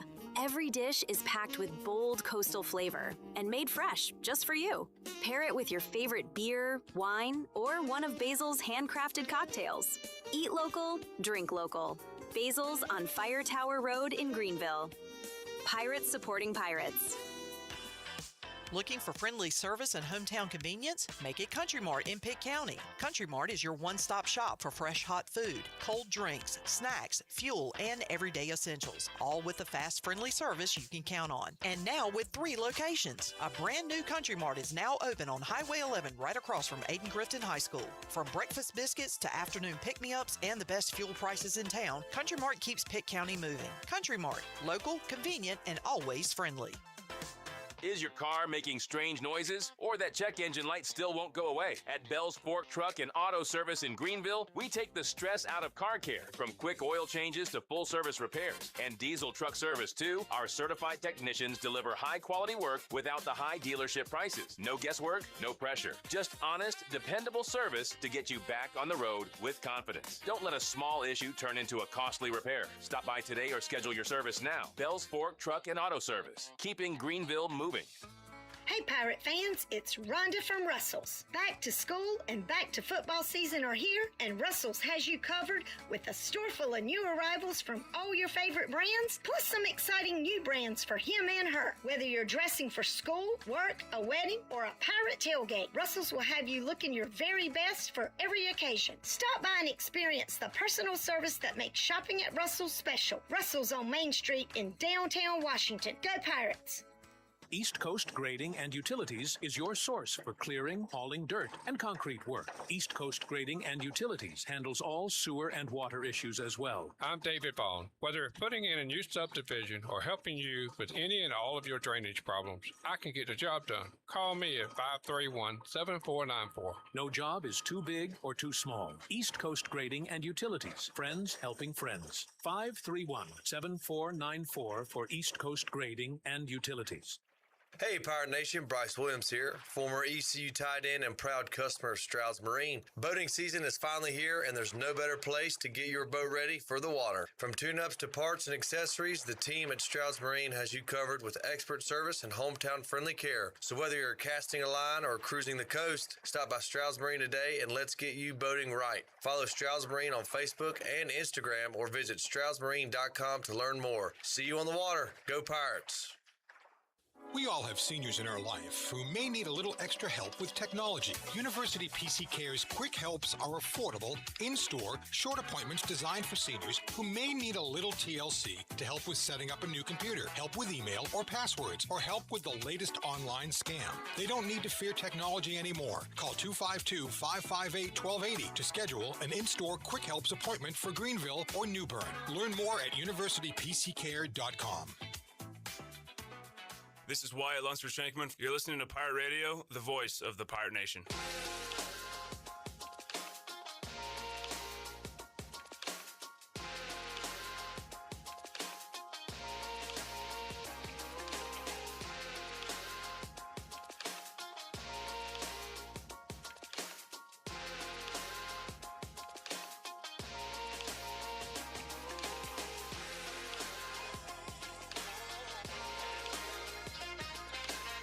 You're listening to Hour 2 of Pirate Radio Live. The Pirate Radio app is available now. Powered by Carolina Caliber. Download the app today and have Pirate Radio at your fingertips. Now, back to the show. And welcome back in. Doug Henry of Greenville has over 300 vehicles to choose from and brand new inventory arriving daily. Doug Henry is easy to find on the corner of Greenville Boulevard and Memorial Drive, and always online at DougHenryGreenville.com. Right on the corner and always right on the price at Doug Henry of Greenville. Now let's take it back in. Here's Clip. Thank you, Jack, man. We got intern Ford on the video. Ford, I heard received some very disturbing information about you. I understand you are cousins with Stephen Asby. Is that true? Oh, yeah. What did he do? Well, what hasn't he done? Nah, he's a great guy. But I wouldn't, you seem like such a, and again, I've only met you for a day, but you seem like a very nice young man, whereas Stephen is out of pocket sometimes, so to speak. But I'm a Stephen Asby fan. You know, an interesting fact, we actually share the same birthday. That is a very interesting fact. But Ford, glad to have you here. Day 2 of his internship, and we're throwing him into the fire. Jared Watkins and Ellerby are in Studio C recording an interview. So we got Jackson and Ford helping us out, and I got Donnell Coley to my left here inside the Pirate Radio studios, brought to you by First Flight Credit Union. Shout out to my Uncle Donnell. Shout out. Uncle Donnell not locked up in prison, and we hope to keep it that way. Whew, yeah. Donnell, anything on your criminal record? Man. We should know about? Yeah, we're not doing that. Wow. No. That's my first question to everybody at Media Day coming up Saturday. Oh, it is? Okay. That's going to be interesting. Because if the answer is yes, that means we're going to have a good football team. I got this from Mac McCarthy earlier today. Man, I might use this at Sports Trivia tonight. It was the most arrests by college football teams since 2000.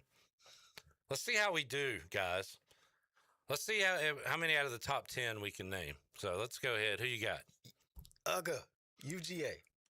You know what? I guess their run has started recently. They are number 10. All right. They just cracked the top 10. So Florida. Georgia is correct. Florida is number 1. Boom. Now this is since 2000. All right. Who else we got? Florida State. They are number 3. Oh, I'm good at this. Hold on. Keep thinking Florida, man. Let's name another. Miami. Miami's number 2. All right. Here we go. Come on, guys. All right. Who else we got? That's crazy. UCF seems that's too much. Let's go.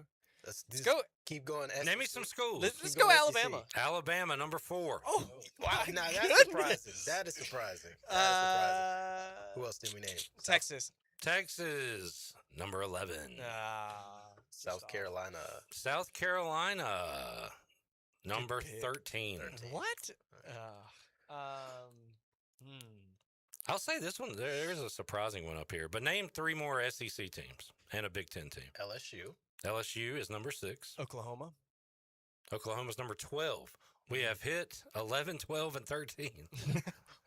Ole Miss. Good one. They are number 17. Arkansas. They are number 18. Texas A&M. A&M. They're choir boys, not on the list. Wow. That was a great wow y'all just had. That was awesome. We'll never do it again. All right. Ohio State, number 5. Michigan, number 15. Clemson, number 7. I was going to, Interesting. Okay. Tennessee and Auburn, rounding out the top 10. Auburn, that's the one I missed. Okay. Yeah. There you go. So, a lot of SEC up there. A lot of SEC. Yeah. They love their football. They love their criminals. Just means more. Yeah. Just means more. Greg Hudson, when he was at Florida State coaching the defense, I think he said he had a couple of arrests during the spring or summer, and he said, yeah, we're going to be good this year. So that's how he knew he was going to have a good roster. Donnell, we got the list of names for Media Day. Some player, I'm going to do the offense, Jarrett the defense. Some players I'm looking forward to talking to. Brandon Jeremiah Melvin. Well, I mean, that's number 1. Jeremiah Melvin, obviously. I'm kind of, how should I handle that, though? I don't want to be a creep, you know, and tell them that we've been talking about them every single day. I mean, that is kind of our job to talk about those guys, though. So not the way we talk about No, him. not, yeah, I'm about to say. The question is, will Avery be there? Yes. Yes. Perfect. Yeah. Perfect. You don't have to I think we should let Avery have the spotlight and have him. I might just let him do the interview. Let Avery It would be so fun. Yeah. Let Avery cook. And he'll have so many more facts after that. But Brandon Best, I'm looking forward to talking to him, namely because he's been to sports trivia 3 times. And I'm going to show up with some sports trivia questions for him at Media Day. Some easy ones so he can show off. Ashton Gray, I want to get to know him. We'll talk to the 2 quarterbacks. Looking forward to talking to Ray Joseph because I talked to his former coach, Uncle Luke, Luther Campbell, from 2 Live Crew, and I want to talk more about that relationship, but also, Donnell, you know it, Ray's name has been said a lot by the coaches this offseason. Do you know that, on a side note, Uncle Luke, do you know he ran for Congress? Yeah. I was watching. Wow. I was watching, like... Yeah. I was watching TV, and I'm, like, watching the news, and I'm like, wait, that's not him, is it? That's I thought I should have texted you, but I thought that's kind of his new path, I believe. Like, what is it? Yeah. But yeah, Ray, and then I'm sorry, what was the question? My bad. Just who are the guys you're looking forward to talking to? I think of course Ray is because of what we're hearing about him. I do want to we haven't got to speak to him yet. So these guys that we haven't got to speak to, Ashton Levels, Ray, these guys that we keep hearing, Zaire Gamble, Landon Sides, Zaire Gamble. Everybody's talking about Zaire. Gamble's name has been talked about a ton. Yeah, offense, defense, everybody's talking about him. So Zaire, that's definitely one. These guys that we haven't Preston, I'm always going to talk to Preston because he's a good interview. He's a good, but I mean, I'm not going to spend a lot of time with him because I've talked to him last year, and we always talk to him. So these guys, those are ones I really want. These transfers, new guys, and newcomers, those are the ones that I'm interested in seeing. Yeah. I don't know if Brock Spalding was ever in a shell, but he's actually good to talk to as well. He was good at Media Day. Brian Bailey had him and J.R. Robinson on yesterday, and they were both good to talk to. So, yeah, looking forward to talking to these. How about any coaches, Donnell? You got questions or anything you want to talk about with some of these coaches? We had a chance to get to know them, very briefly during the spring, right? And that's about it, so. Roy Tesh. I don't get to. He always walks by the media room when we're talking to the defensive coordinators and then the OCs and of course Harold. And then everybody's always joking with him and they're like, "Hey, you want to step in here?" He's like, "Oh no." So got to get him. Got to get him on record for saying something. So didn't get to talk to him last year. So that's definitely on my list. I got a lot of questions for both Julian Griffin at running back and Juan Soto at receiver.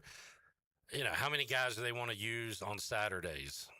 If they're willing to give me any kind of pecking order at this point, but a lot of questions for those guys, and also Hunter McKay, I guess too, because tight end was a position of strength for East Carolina last year, and we lost those guys, all newcomers coming in. So, heck, I need to know something about that position. Who's our main weapon? It looks like Ish could be the guy. I've heard his name mentioned.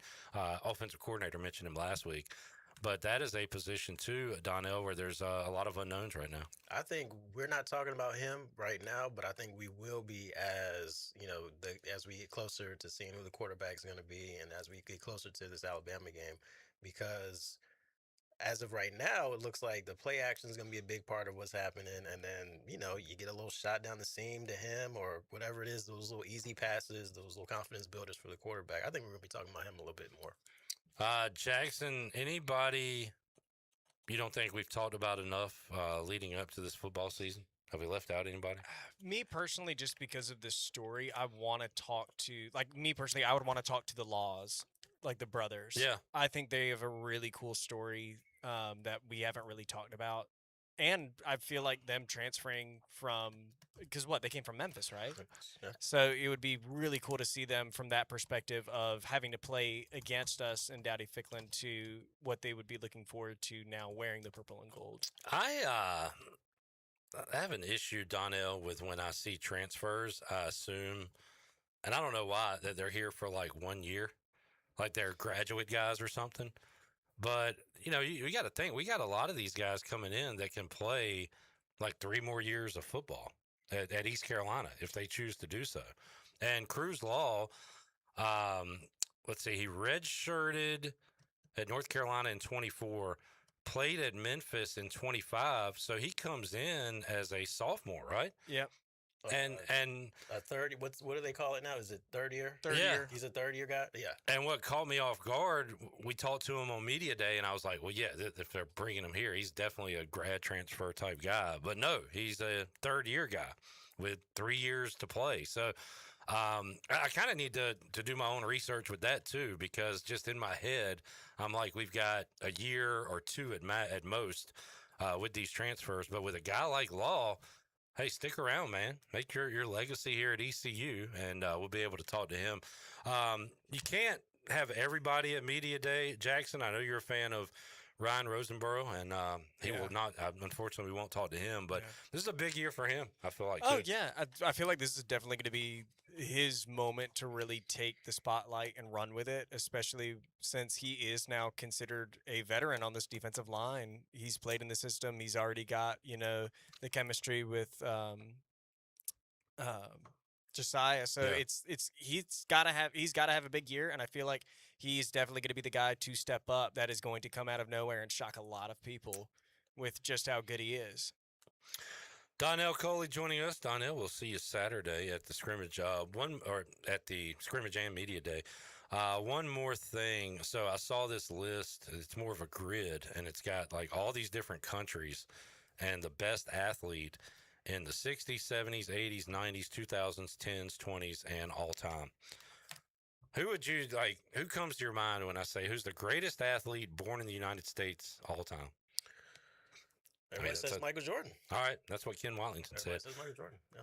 Michael Jordan was named the best athlete of the 90s. All time, Michael Phelps. I don't hate it. I don't either.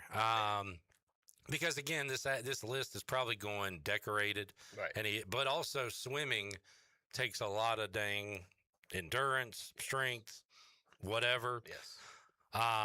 The one I had an issue with was 2020's greatest athlete from the United States, Scotty Scheffler. Okay. All right, good. You feel the same way I do. All right. Okay. Lost there. And again, they're, I guess, going most decorated.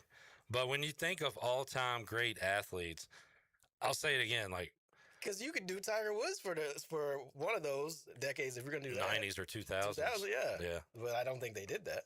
Well, no, they had Phelps for one of those, and for 90s they had Jordan. 2010s they had LeBron, which I don't hate, but like, yeah. Like I always said for ECU the last few years, if we could send one ECU athlete to the Olympics to represent our country, it would be R.J. Felton, because he played 38 minutes a game.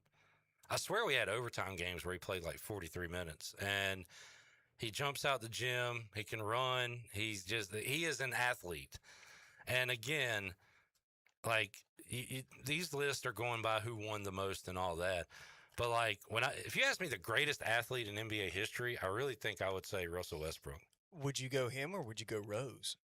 Derrick Rose is a great one too, because of the way he could jump and run and do athletic things. Imagine Derrick Rose in the high jump or long jump. Right. Oh yeah. That'd be insane. Peak Derrick Rose. Hurdles, whatever. Yeah.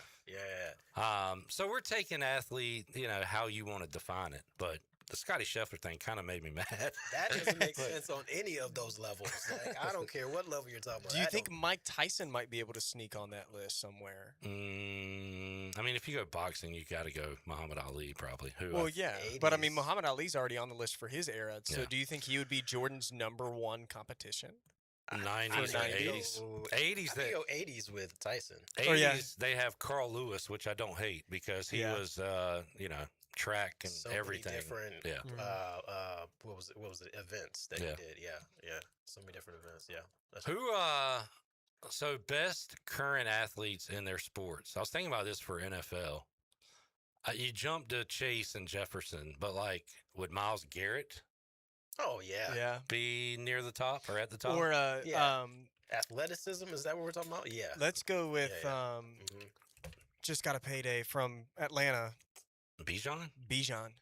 I think Bijan would be up on that list. Jahmyr Gibbs. McCaffrey. I want to put Josh Allen up there. I do too. I like that pick. I don't hate it. I don't hate that. See, Kenny, I don't like this pick because Magic Johnson. Because not if we're doing this athleticism. Right. Thing. Yeah. No. Like I'm one of the best players of all time. Yeah, but like I don't know. Athletically speaking, he wasn't like one of the best I feel like players. Michael Cooper might have been more athletic than Magic yeah, Johnson. Magic's not jumping out of the gym. He's not the fastest guy on the court. He's not the strongest guy on the court. He's just he's magical, yes, but he's athletic, like outside of like Kareem. Right. He's not exactly a. Well, in the '60s, they have Bill Russell. So again, they're probably basing a lot of this off championships and wins and stuff. Yeah. If that's the case, then Magic does. And Mike P said Bo Jackson, greatest athlete of all time. Maybe so. That's J-Bone's pick. Yeah. Yeah, Bo Jack, man. Whew. Dude. Shirley Rhodes says softball Shirley. Yeah, Shirley, I'm going to need to see you do it in more sports than softball. Mike P said Byron Scott, more athletic than Magic. Probably so. Jay says, any ruling on the 6-year guys? Haven't heard anything. We played the cut from Harold from Saturday, but have not heard anything updated. Kenny says he played everything on the court. Agreed. It's a different word. Most valuable, yes. Magic Johnson, most valuable basketball player of the 80s. You can give me that. But most athletic, no. It's about the wording that we're doing right now.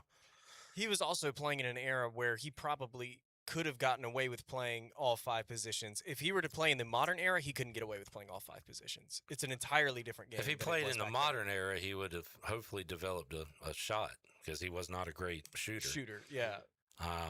True. But the fact that he was that tall and a point guard kind of made him a freak back then. I was going to say 6'9", man. Maybe he could play. In this era, they're doing a lot of small ball. So Luka Doncic and him share a lot of traits too, especially on the athleticism side. Luka's not the best I would athletic never put guy him either, on an but athletic but he also is definitely in the old era. He definitely could play 1 through 5. Here, he's a clear cut. He can only play the 1. Young KG, young Kevin Garnett. Yeah, Actually, you know what? Vince Carter ahead of Kevin Garnett. Vince Carter, athlete. That dude, he's the greatest dunker of all time. I think I'm putting jumping as one of my most that's like important categories for an athlete. Gotcha. Because that's what I have in my mind right now. Speed, strength, and jumping ability needs to be your top. Which 3. is why Derrick Rose is a great call. Yeah. Explosiveness, like Russell Westbrook had that too, like that fearlessness and endurance and all that stuff. So Westbrook brought the mean, but Rose brought the finesse. All right. That's how I look at it. I don't know if I agree with that. Derrick Rose had some. He had some mean nasty ones. dunks. Yeah, he had some mean ones. All right. Baseball. Shohei Ohtani was already said. Hard to argue with that when you can pitch and hit. Yeah. Greatest athlete freak of our era, just about. All right, Donnell, we'll check out your work. Pages of the Daily Reflector online, reflector.com. We got Yankees baseball on Pirate Radio as they play the O's. How the Bombers looking? Let's go, we lose one pitcher, we gain one. That's how it is. Who'd you get back? We got Rodon back. Oh, okay. But we had to sacrifice Free. One lefty for another. There we go. Buccaneer Music Hall scoreboard, Red Sox with an early 1-0 lead over the Diamondbacks. White Sox trying to salvage their series against the Cubbies. They're up 3-0 in the 9th. Braves lose, swept by the Twins. That's gross. 3-game sweep, Minnesota. On the Buccaneer Music Hall scoreboard. Thank you, Donnell. See you Saturday. Yes, sir. Let's do it. We'll take a break, wrap up hour number 2. More to go. Pirate Radio Live after this.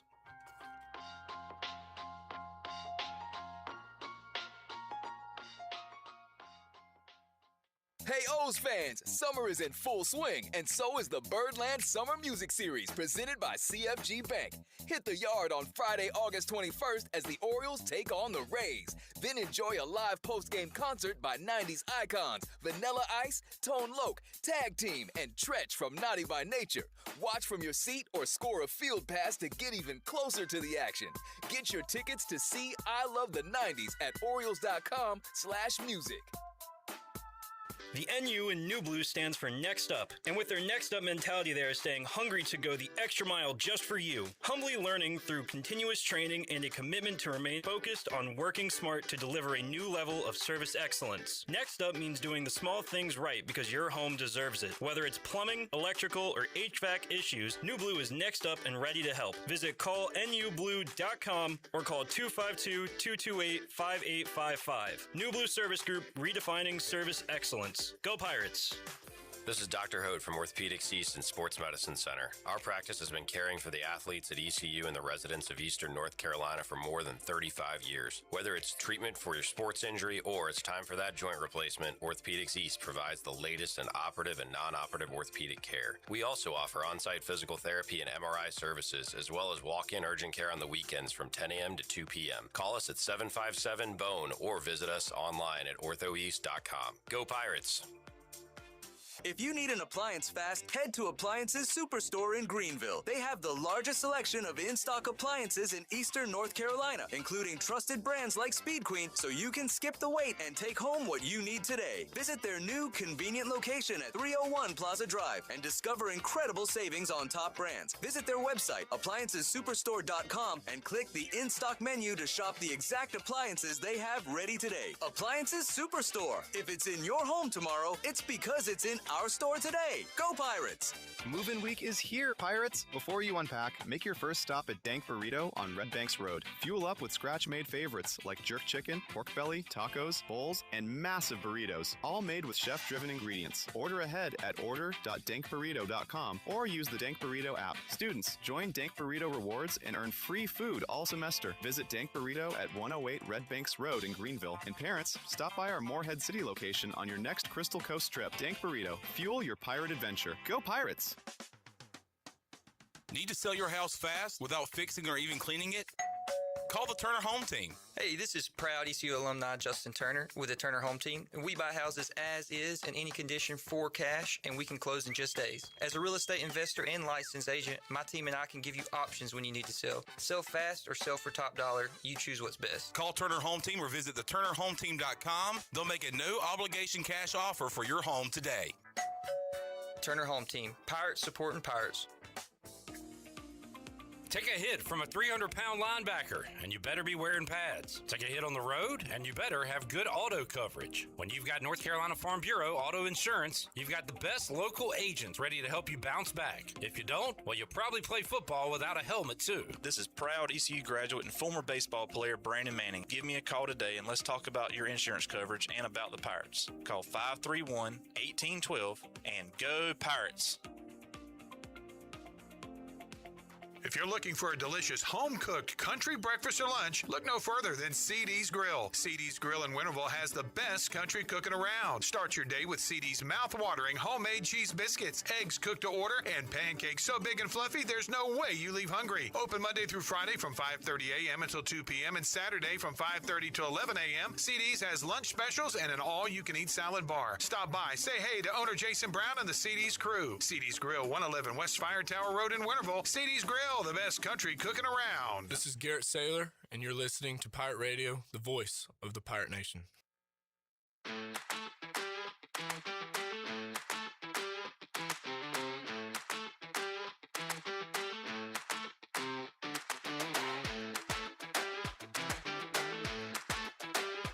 You're listening to Hour 2 of Pirate Radio Live. The Pirate Radio app is available now. Powered by Carolina Caliber. Download the app today and have Pirate Radio at your fingertips. Now, back to the show. And welcome back in. Country Mart is your premier locally owned and operated country store serving the best cheese biscuits and country food around. They have 3 locations to serve you on Highway 11 in Bethel, Highway 903 in Stokes, and their newest location, Highway 11, across from Aiden Grifton High School. Country Mart, fueling you up with great food and your engine with great gasolines. Now let's take it back in for the wrap-up of Hour 2. Here's Clip. Back with you, Pirate Radio Live, and talking about greatest athlete all day. And I brought it up because I saw a grid that had the best American-born athlete of the 2020s, Scotty Scheffler, which I completely disagree with. Now, we got a golfer joining us on the show now. Junior Smith, who will be here in hour number 3 as well. Junior, welcome in. How you doing, sir? Oh, good afternoon, everybody. Good afternoon, Pirate Nation. Hope everybody's having a great Pirate Day. Yes, sir. How do you feel about a golfer being named greatest athlete? Well, I tell you, I bet you 20 years ago I would have laughed at that question. You know what I mean? But now that you're okay. But now that I've played professional football, I've coached ball, I've played, other sports, I would say, hey, golf is like one of the hardest things that I've ever participated in. I will say too, now I'm going to take the other side that I've been taking, but I guess if you're playing in a tournament all weekend, you are walking in the heat. You're walking up hills. There's a little athleticism involved in that, maybe. Right. You need some endurance, some conditioning, not to mention the force you're swinging with and all that. And you hate to see these guys like Tiger dealing with the back injuries and stuff. But still, when there's, again, I go back to Russell Westbrook. I realize he didn't win much, but you're telling me Scotty Scheffler's a better athlete than Russell Westbrook? No, get the hell out of here. Absolutely not. No. So there we go. Mike P had a good one. Randy Moss, absolutely. Ooh, I like that. We have seen his high school basketball highlights with him and Jason Williams played on the same team. But Randy Moss, the way he could run, obviously jump. I've talked a lot about jumping. That's kind of one of my key factors. But Randy Moss would definitely be up there. T.O. Would honestly be up there for as long as he was able to do it. The body he had, the way he played in a Super Bowl with a pretty major injury. I think T.O. Julio Jones.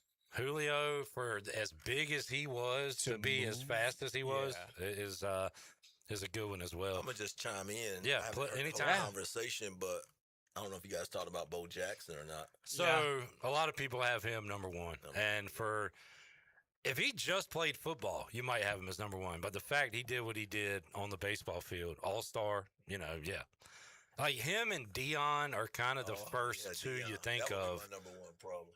Because of the multi-sports. And Dion, like back then, he was like must-see TV. I'm a Redskins fan, went to a Washington-Dallas Monday night game, Junior, and one of the coolest moments, Washington was about to punt. The third quarter ended, so they took a TV timeout. So the teams were lined up, and Dion was back to punt return. So he's all by himself. And the whole 4-minute commercial break, he's dancing, and the whole crowd's booing. I remember that. And he's telling them to boo and do it. And I was like, this is a really cool moment just because that guy, I hate him, but he's awesome. But to see what he could do on both fields, played in the World Series and a regular season game, like in a span of a day or something, like, oh wow, just awesome stuff. And then played both sides of the ball, and it was a special team. Yeah, so 3 sides, absolutely. I'm going with Dion.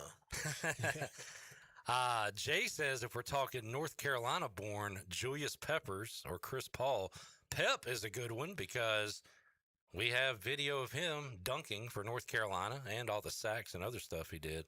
Yep. Mike P's kind of going pound for pound here and going AI. AI threw down some dunks for a 6-foot dude. So, well, then where would you put Muggsy? Behind Spud Webb, who won a dunk contest. True. So there we go. Matt said, "Did you see the Jason Williams interview? He said his high school team could easily beat the WNBA champions." I'm gonna stay away from that, but I might agree. I don't know. I have to think about that one. But the list, by the way, so this had Junior. Let me get your thoughts on this. The greatest athlete all time, born in the United States, Michael Phelps. Oh. I don't hate it. Say no comment on that one. Okay, so I think I know how you feel. Yeah. Swimming does take a lot of stuff, right? Like endurance and all that. I think this list is going a lot by what you won because Phelps is the most decorated athlete. Scotty Scheffler's dominated the 2020s. They got Jordan in the 90s. Okay. Carl Lewis in the 80s is a good one, right? Right. I'm sure you remember him. They got Muhammad Ali in the 70s, Bill Russell in the 60s. Was Bill Russell the greatest athlete? Probably not. But when you win the championship every freaking year, you're up there. They their sport, so. But I am with you on Bo and Primetime. And you know what? I throw Jordan in for a guy to be the greatest ever, I'll say it, in his sport. And to be able to transition to baseball the way he did and actually do okay says a lot about, and hell, his golfing too, right, Junior? He's golfed forever. That's too. true. So. I thought maybe some more quarterbacks would maybe be on there since they're. Let's talk about that in hour 3, because I got a couple of current guys, and then I just thought of some past guys. Well, I just thought of a topic we could talk about. Who's the greatest athlete of all time to come out of East Carolina? We can discuss that as well. And is it the all-time leading rusher sitting right here to my left? Could be. I heard it. You know what? We'll talk about it when we return. We'll bring in some of the weight room stats too, right, Junior? That's right. We'll talk some Pirate football and a lot more. Big hour 3 on tap. Back with you after this.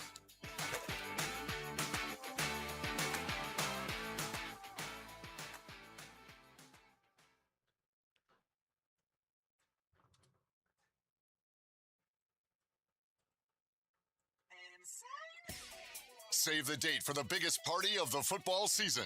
Join Pirate Radio on Thursday, September 10th for the annual Pirate Radio Football Kickoff Party, powered by Bud Light. It's a night of great music, great friends, and pirate pride as the party returns to the Hilton Greenville and Greenville Boulevard. This year's special guest is ECU legend and Super Bowl champion Linval Joseph. Ball's out, picked up by the Vikings. Joseph, can he win this long foot race? Linval Joseph, no flags, touchdown Minnesota. Come welcome Linval back to Greenville, then dance the night away with live music from Trainwreck. Stay tuned to Pirate Radio for your chance to score free tickets to the party of the year, the Pirate Radio Football Kickoff Party, powered by Bud Light, Thursday, September 10th. And Jacobs is knocked back, and he didn't make it, and it was Linval Joseph. Party like a pirate with Pirate Radio, the voice of the Pirate Nation. Michaels & Gakwe Cosmetic and Family Dentistry has been Greenville's premier dental practice for over 40 years. I am Dr. Chris Gakwe, and our mission at Michaels & Gakwe is to provide exceptional dental care with compassion, integrity, and innovation, ensuring every patient leaves with a healthy, confident smile. Doctors Michaels & Gakwe are committed to providing an outstanding patient experience with every visit. Not only do we offer all your dental needs under one roof, in most cases, we can take care of those needs on the same day. Bring your smile to us at Michaels & Gakwe Cosmetic and Family Dentistry. And now a word from our sponsor, Bud Light. There's nothing better than the clean, crisp...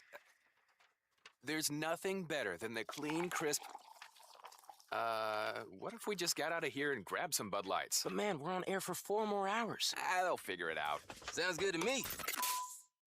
Anything for the clean, crisp taste of Bud Light. Stock up now. Bud Light. Easy to drink, easy to enjoy. Enjoy responsibly. Copyright 2026, Anheuser-Busch, Bud Light Beer, St. Louis, Missouri. Switching is easy. We do it all the time. We switch on the lights. We switch TV channels. Some of us switch partners while square dancing. Well, that's a stretch. But what's not a stretch is how you can switch and save with State Farm. In fact, this is State Farm agent Timothy Sawyer right here in Greenville. We can switch your auto and home insurance so you can start saving today. My team and I are ready to welcome you to the State Farm neighborhood. With Timothy Sawyer State Farm, it's easy to switch and save. Just give us a call, 493-0002. Like a good neighbor, State Farm is there. Looking for your new favorite hangout spot? Come on down to the Doghouse Tavern, Aiden's veteran-owned crown jewel on 2nd Street. From open mic Mondays to music bingo Thursdays, there's always something happening. Enjoy daily drink specials, one of the best bar menus around, and live music that'll keep you coming back for more. Grab your friends, kick back, and support local at the Doghouse Tavern. Check us out on Facebook to see what's on tap this week. The Doghouse Tavern, where good times and great vibes live. In Beaufort County, success is built together. The Washington Beaufort County Chamber of Commerce connects leaders, supports local businesses, and helps our community thrive. From networking to community events, the Chamber is building a stronger Beaufort County every day. Get involved, grow your network, and help shape the future of beautiful Washington. For more information on the Washington Beaufort County Chamber of Commerce, including future events and membership, visit wbcchamber.com. Hey, Pirate Nation. I'm Hudson. I'm Coleman. I'm Tolly. And we are the Spain family. For 3 generations, we've been building homes across eastern North Carolina. Today, Spain Family Builders specializes in custom homes, move-in-ready homes, neighborhoods, and apartment communities. Because we're not just building homes. We're building the communities we call home. Spain Family Builders. Building homes for generations. Visit SpainsBuildNC.com. Go Pirates! This is Pirate Radio, WGHB Farmville, W224EI Greenville, WDLX Washington, and W281CH Washington.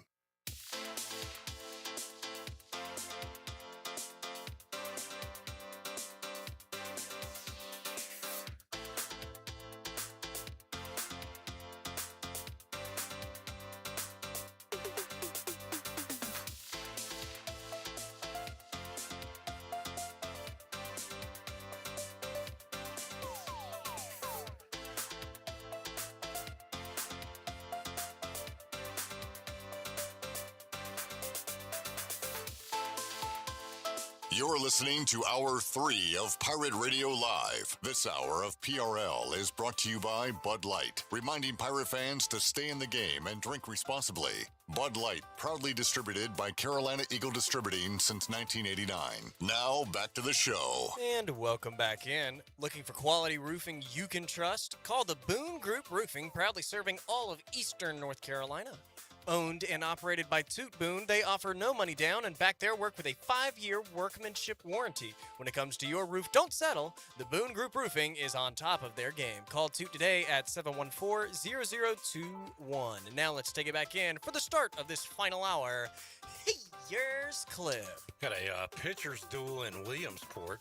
Washington and Alabama scoreless in the 6th inning. Alabama starter Junior Smith was a girl, and she was mowing down the boys up in Williamsport. It was pretty impressive. Oh, wow. But no, what do they play, 6 innings? 6 or 7. Yeah, this is 0-0 in the 6th inning on the Buccaneer Music Hall scoreboard presented by Da Buck. We are joined by ECU Hall of Famer, all-time leading rusher for the Pirates, Junior Smith. Kenny Curling says, Junior, I was watching some old ECU games on YouTube when you played, and oh my God, I forgot how fast you were. Pirate legend. And there we go from Kenny Curlins there. Hey, Kenny, I appreciate that. Thanks for going back in the archives and pulling up some old video. You know, was it on VHS? I guess somebody moved it over. But yeah, love being a Pirate and love running up and down that field and trying to do the best we could for that program. Yes, sir. And Junior, have you, I don't know if we've discussed it, have you looked into all about the class of 22 guys that came in if they didn't take a redshirt year? There was a judge that said they were going to be allowed to play this season. Are you familiar with what I'm talking about at all? A little bit. I saw, I guess, a couple Facebook posts from a few of the former players just saying that they might get the opportunity. And I also saw an interview where Coach was saying that he would like to have those guys be a part of the program, but he was trying to protect the locker room right now. Yep. So that's what he was concerned about, you know, bringing some guys that's kind of been away. But he knows what kind of heart they have, but he'll welcome them back. But he needs to take his time with it. So. There are pros and cons with it, and I want to get into those. But, Jackson, can we hear cut 9 again? Can you pull that up? So Blake Harrell talked about it at the end of the scrimmage on Saturday. And like you said, Junior, I think Blake has handled this well, where he is focused on the guys that are working with him every day, but also not quite putting those guys that have worked for him in the past out to pasture yet. So he's trying to balance it. Here were his comments. So the class of 22, we've initiated that process. We've initiated those things, getting that ball rolling. Obviously, the plaintiffs, the athletes had to have their arguments in yesterday. The NCAA has to have their arguments into the 10th Circuit on Monday. And then we'll kind of wait for a decision by then. I think by midweek is kind of the feeling it'll come out. It could take till next Friday. It could be 2 weeks. I think as you look at this thing, like I have extreme loyalty to those 3 young men that would qualify under this court ruling and be eligible for a 5th year. They've always been Pirates. They started their career here. They helped us win a bunch of games. They understand what our expectation is, what our accountability is. So extreme loyalty to them. But at the same time, I got to take care of the locker room and loyalty to that piece too, and making sure that we don't disrupt that, cause any ripples. So we're going to start to integrate those guys back in. I'm very careful about fully integrating them right away and just throwing them out there right away. One's for injury for their sake. 2 is, what if this court ruling goes the other way against those guys and you're pulling them back off the field? I think, they got to be prepared for that emotionally, but your locker room, you got to, don't want to upset that thing too much. So there's a lot of things that take in factor there. We'll kind of have those guys academically. They kind of initiated that process medically, and then we'll start to get them back in shape. And then as soon as this thing goes through, that way they're ready to go and ready to be a piece of it. I've talked to our players. I brought this up to our leadership council about 12 days ago in preparation for this, and just seeing how this thing plays out. And really, it's not those three guys or any of the class of 22's fault, not our team's fault, no coach. It's just it kind of is what it is. You learn to deal with it. You can control what you control, and when a curveball comes your way, you take your best hack at it, and we certainly will. I do think they could help us win football games. I think they would be good teammates, and I think they're the right type of guys to step in our locker room and help us move forward if that plays out.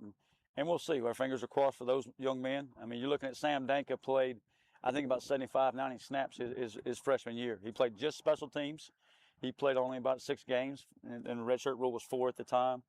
So for a young man like that, you're really adding, a year back that he came in with Brock Spalding. He came in with Conrad. He came in with Preston Carr. So all those guys are in the same class. It'd be nice to see all those guys go out. So we'll keep our fingers crossed and see how it goes. But at the same time, we got to control what we know and take care of our football team and get ready to win games and make sure we're ready to play in front of Pirate Nation here in a couple weeks. All right, and Junior, the guys we're talking about, Marlon Gunn, who was a leader in the running back room last year. Great guy. We've had him on the show since then, and he said he has stayed in shape. And and really, it is like a movie almost. Like once you leave ECU Junior, how many times did you dream, like literally have a dream about being back on the field? Well, you know what I'm saying? I remember, real quick, I remember like I had graduated and getting ready for the workouts for the combine, those types of things. And I wasn't invited, but I was getting ready for the Pro Scouts Day. But we would. Being a couple of other seniors, we went out to practice. So next thing you know, we're running reps with the players. You know what I'm saying? At the time, we didn't realize because we were the leaders and we were running reps and stuff like that, just talking about the individuals. Like we were running back, so we were doing the running back individual. But afterwards, we thought about it, like the guys that were already there, they're like, man, it's our show now. Like, get out of here. You know what I mean? Like, it was kind of, think of that back then. So. I'm glad you brought up that point because – and I like having you on, Junior, because you have the perspective from a player and a coach. So, like, as a player, again, Marlon's a great dude, but, hey, we got Ashton Gray and Michael Allen who transferred in. We got T.J. Engelman and Lacey. DeJuan Lacey. Yeah, who were here with Gunn last year. Right. They don't want their spot taken. So, as a player, you got to have some sort of feelings about it, even if you like the guy. Yeah, absolutely. So what Coach Blake is dealing with right now is, you got 3 proven champions, that was a part of this, 2 champions that they won back-to-back bowl games that, so once you welcome them back from that standpoint, but now you're dealing with all these other transfers, you're dealing with new position coaches, you know what I mean? So it's a lot you're attaching yourself with. So he just added some more headaches to himself at night, trying to deal with this, like, because you don't know what these guys were. They went through all that emotions of not getting drafted with the NFL. So now you're back and trying to go through college. Now you're dealing with, do I get a NIL deal? So he's dealing with a lot right now. And I'd love to have all those guys back. Right. So Coach Blake would definitely earn his money this time with if this opens up where these guys can come back, like how he can integrate those guys in. And let's say they do come back and these other players are better than them now. And I'm a big fan of all 3 of these guys. These guys are warriors. I love watching all 3 of them play. But what if they come in and now they're not at the level they used to be and they're on the bench? Does that cause a cancer within the position room now? And what if Skip comes to you, Junior, and says, all right, working with Jonathan Williams and Brandon Jackson and Norman Whitley, but Dominique Lindsay's back. We're going to put him back in your room. Like, how do we just got a really good player back, but how do you that's got to be tough to work that in, Yes. So people don't see some of the behind the scenes stuff like that. Like I can remember our first year with Coach Holtz when we had finally won the big game and we had like one of the biggest crowds and everything. And there was a player that we had on the team that transferred here from one of the ACC schools. And instead of celebrating like everybody else, where the program was and winning, he was over there about to fight his position coach because he didn't get enough reps and there was all these NFL scouts out there.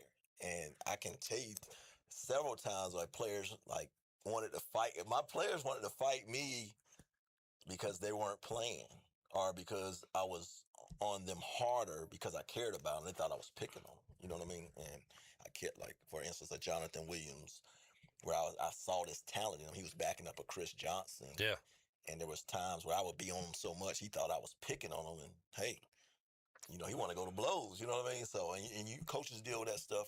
Coach Hood dealt with different players, you know, deal with stuff like that. So.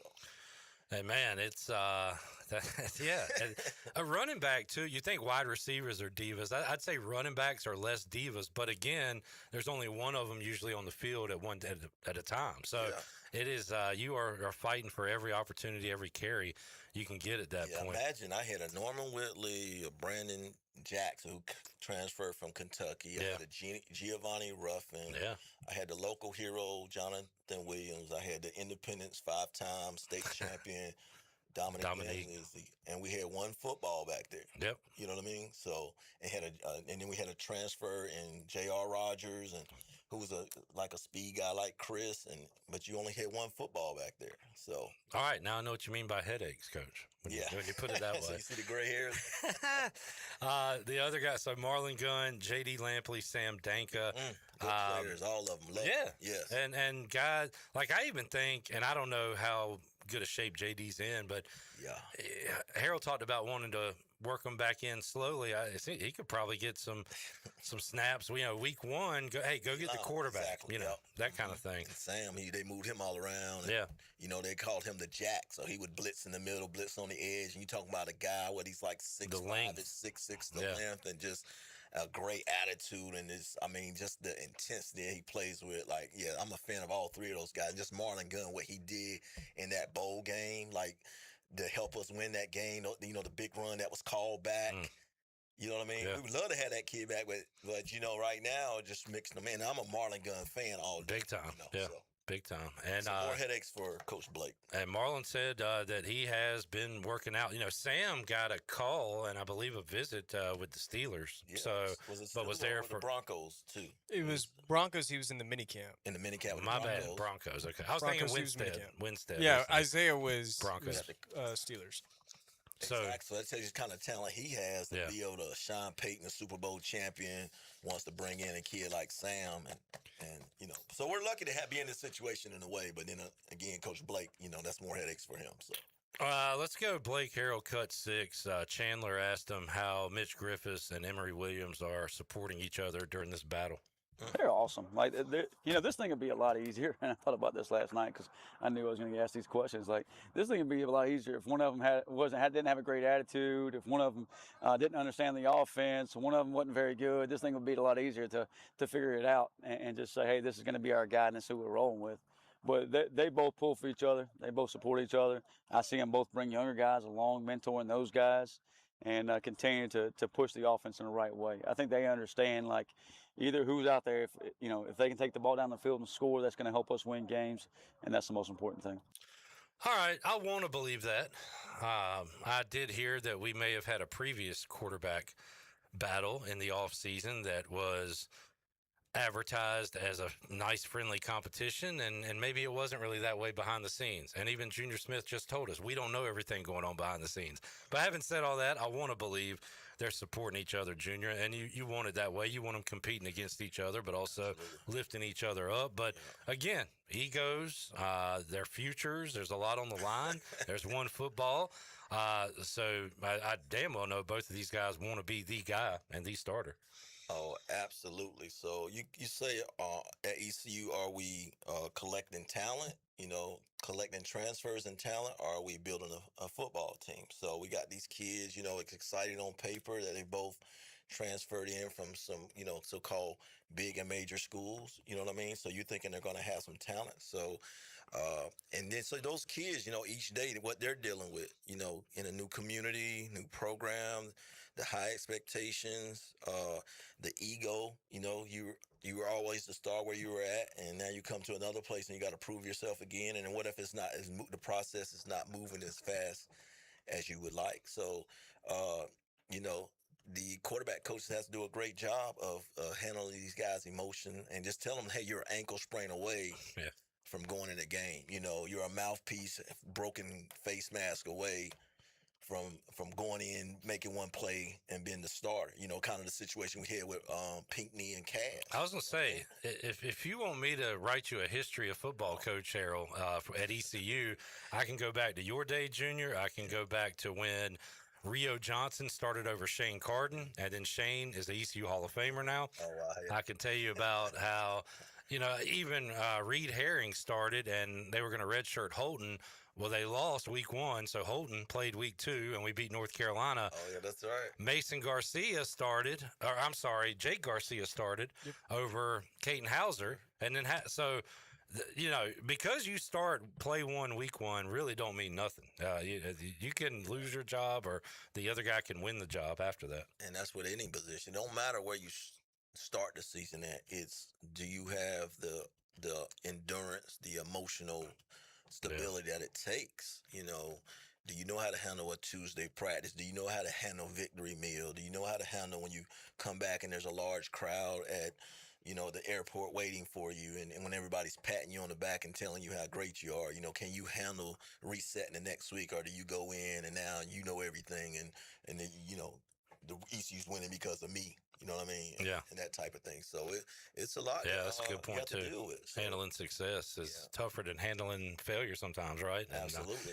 And, Paul Troth has talked about, you know, Steve Logan's philosophy, where he kind of implement it into the plan, Junior, to get a quarterback in like a third series or something? Even if you had really, really good quarterbacks, they would throw another guy in just to get him some reps and stuff. Was he doing that during your day? Absolutely. And pretty much every staff that I've coached on or played on, that's kind of the thing. Hey, third series, you're up. Okay. You know, that way the kid is locked in. Yeah. You're not worried about, is he out there looking at the crowd? He's locked in because he knows he's listening to the calls. He's watching the coverages. He's locked in. So now he knows, hey, I get in and get my shot. I don't have to save the world, but I just need to be productive at one rep at a time, prove myself, chop wood. And that's the blue-collar mentality at ECU, you know.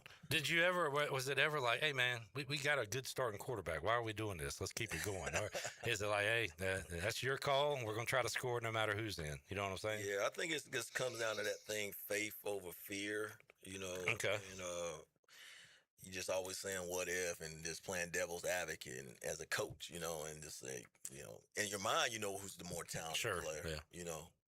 So you played with... Did you play with Marcus at all? Crandall, was he your last year, I guess? Or? So my first year was Jeff Blake, obviously, and Sean Connell and Michael Anderson. Yeah. So, and then Crandall came in as a red shirt. So my true freshman year, my sophomore year, he was a freshman. Okay. So he redshirted that year, and he was a starting quarterback going into my junior year. And we're playing Central Florida. That was the injury. And that was the injury of the dislocated ankle. And we're sitting there looking at, you know, Crandall with his ankle hanging halfway off, dangling. And I'm right there on the field looking. And that's my junior year. It's like, okay, now we bring in all these other quarterbacks. Yeah. And then he was the starter my senior year. Again, recovered from the injury. Yeah, so you were around some Pirate greats there in the backfield for sure. Absolutely. We'll take a break. I think I'll ask Junior, maybe some other names have come to mind. We might have asked you this. Jamie asking, best defender you faced in college or most famous defender, so think about that during the break. He also wants somebody to measure your biceps. I don't know if we got a tape measure in here, but maybe we can do that. Back with you, more Junior Smith when we return. Hour 3, Pirate Radio Live after this.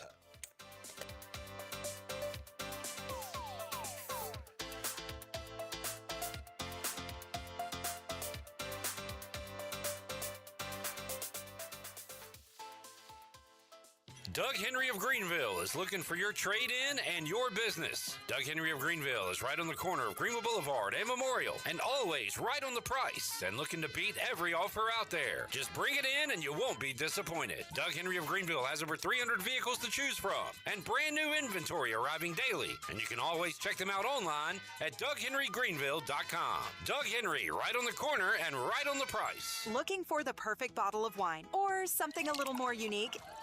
Discover Simply Divine Oil and Wine in Arlington Village. With a huge selection of hand-picked wines and gourmet olive oils, there's something for every taste. Not sure what to choose? Kimberly and her expert team are always ready to guide you, answer your questions, and help you find your new favorite. Join the fun with wine tastings twice a month or test your knowledge at trivia every Thursday. Follow Simply Divine Oil and Wine on Facebook and Instagram to stay in the know. Simply Divine Oil and Wine. Elevate your pour. Looking for Washington's favorite place to eat? The spot locals keep coming back to. Head to Down on Main Street in historic downtown Washington. Now open 7 days a week, Down on Main is serving up all your favorites. From the house salad with grilled chicken, to the half club and chips, to the crowd-pleasing fried shrimp plate. After a long day, unwind with dinner and drinks on the patio. It's the perfect place to relax and catch up with friends. And don't miss Wednesdays, half-price wings from 4 till close. Down on Main Street, right on Main Street in historic downtown Washington. This is Talbot Green with Integrity Home Mortgage. I'm excited to welcome 2 new additions to our team, Drew Green and Michael Holt. At Integrity Home Mortgage, we'll review your options, answer your questions, and help you find the loan that's right for you. No pressure, no obligation, just trusted local experts working for you. Call the Integrity Home Mortgage team of Talbot Green, Braxton Green, Drew Green, Michael Holt, and Joanne Weir at 714-2076. Integrity Home Mortgage Corporation is an equal housing lender. MMLS 208516. University PC Care in Greenville and New Bern has been serving the tech repair needs of Eastern North Carolina since 2006. And as one of the only Apple authorized service providers east of Raleigh, all our technicians are Apple certified, and we only use genuine Apple parts. Your iPhone and Mac warranties are safe with us. Have questions or need service? Call 252-558-1280 or visit us online at universitypccare.com. University PC Care, your one-stop shop for service on everything Apple. Hey, Clip, play my son's commercial now. Okay, Brian, you got it. Hi, I'm Lincoln Harris, and my dad, Brian, owns 360 golf carts in Greenville. From parts to sales to service, my dad has you covered. With Easy Go Club Card and rugged utility carts ready to roll. Go see my dad and his team on Highway 43 just past C.H. Conley High School or visit 360golfcarts.com. 360 golf carts. Pirates supporting pirates.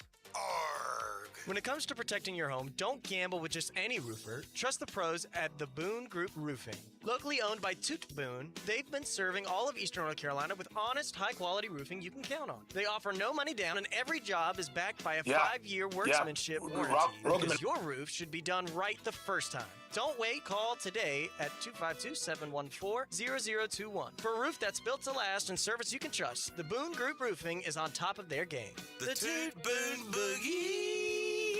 The convenience of Pitt Greenville Airport is closer than you think, right outside your front door. With service from American Airlines, you're now connected to destinations around the world, all from PGV. Skip the long lines. Avoid the congestion of larger airports. Fly local and enjoy a faster, easier travel experience. Whether it's business or your next getaway, Pitt Greenville Airport gets you there with ease. Start your journey today at flypgv.com or AA.com. Pitt Greenville Airport. Fast, convenient, and close to home. Where the pirates fly. Hey, what's up, man? It's Josh Hawkins, former NFL player, and you listen to Pirate Radio, voice of the Pirate Nation.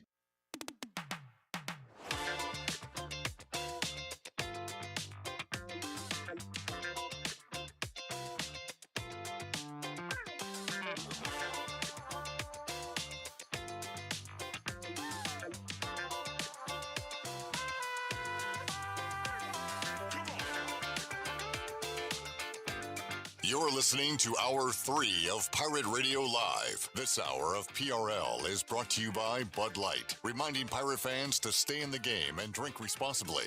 Bud Light, proudly distributed by Carolina Eagle Distributing since 1989.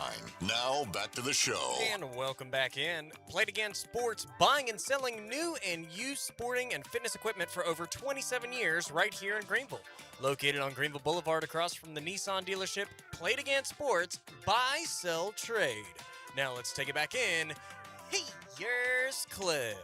All right, a sports trivia Wednesday. I'll be at Overtime Tavern tonight, eating some great food and having some fun trivia. Come on out, enjoy. And I like when Pirate Radio puts up a little trivia.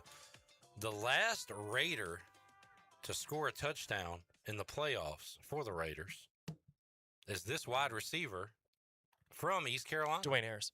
Incorrect. Ooh. Zay Jones. Zay Jones is correct. We put up that video last night. But I'm glad you mentioned Dwayne Harris because you said we should talk about the greatest athlete from ECU Greatest football. athlete. Well, no, just ECU in general. Okay, well, again, R.J. Felton was my guy a few years ago. But, like, Junior, last week, somebody asked in the chat, who is the greatest ECU football player of all time? You can argue this for days and stuff, and it depends on, do you want to go quarterback? My guy is Dwayne Harris because I feel like if Rick Smith was like, hey, I need Dwayne on defense this week, I feel like you could go in as a safety and, like, knock a dude out or cover a receiver. But what he did on punt returns, running, receiving, he was my guy. Somebody had an interesting name, and I was a Pirate fan when he played, and I remember the name, but honestly, I don't remember watching him much. But Morris Foreman was said.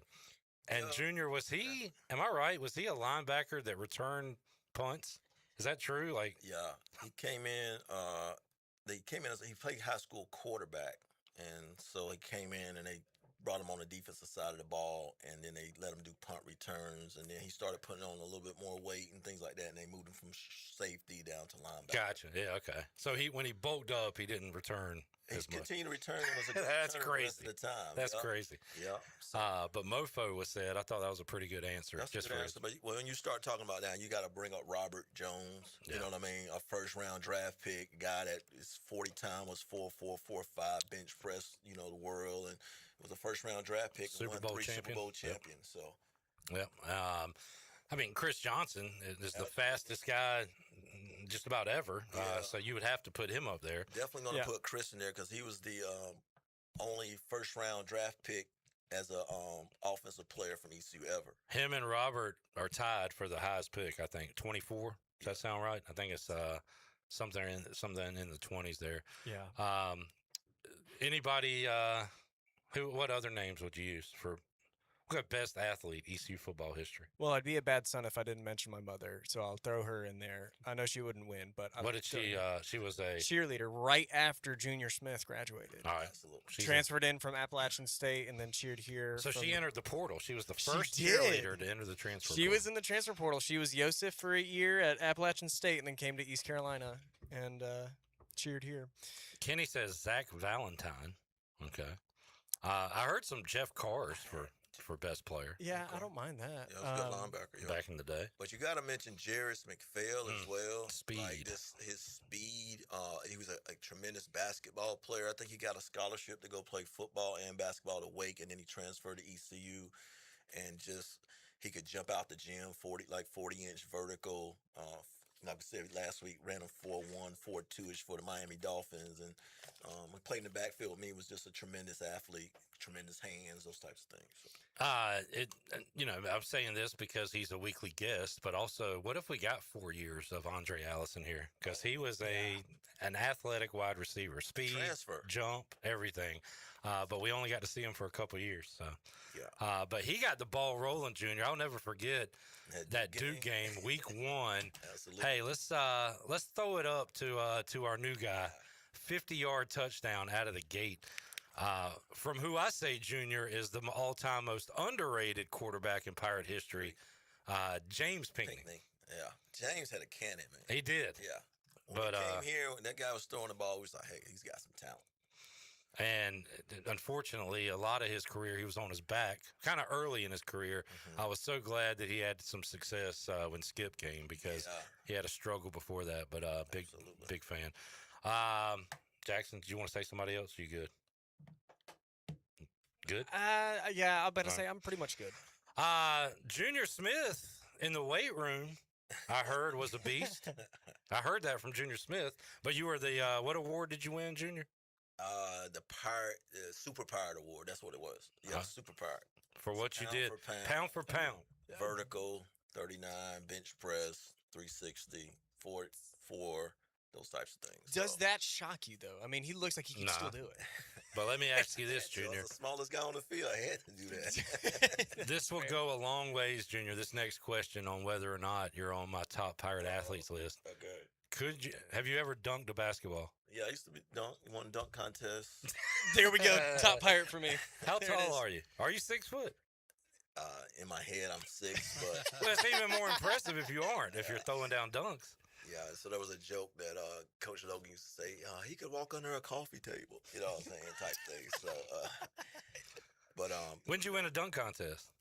they used to have this thing right here called the Grand Slam. I don't know if you remember that. It was on the corner. Oh yeah, I played. Right Yeah, there, and they would raise batting the goal up and cages. down, Yeah, batting cages and stuff like that. And they would have a dunk contest every year. And Man. Cherish won the 10-foot. I won the 9-foot, but I could dunk on a 10. Okay. Know? What'd you do to I win? could just palm it.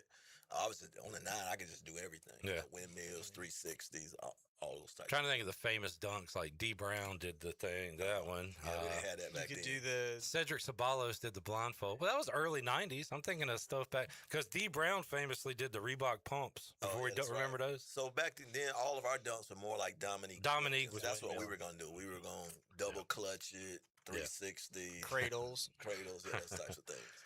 Man, I'm kind of addicted to watching old players talk about Larry Bird on YouTube. But I saw the top 10 plays from the 83 NBA Finals, and I really need to watch more Dr. J.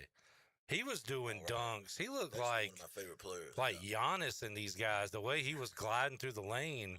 Like and I've seen his famous highlight, he'll rock the baby to sleep, on the breakaway. Yeah. But he was dunking over dudes. Was he the first one to go from the free throw line as well, I believe? In a contest, I believe, yeah, he did. And then Jordan famously did. My favorite highlight of his was the unnaturalness where he had it with one hand and he just moves it completely up under the backboard. Yeah, on the under other the side. backboard, and Yeah. he just brings it back Back around. And I'm like, that's so unnatural for a human to have that much That's a great grip demonstration there, strength. too. Yeah. And trying to.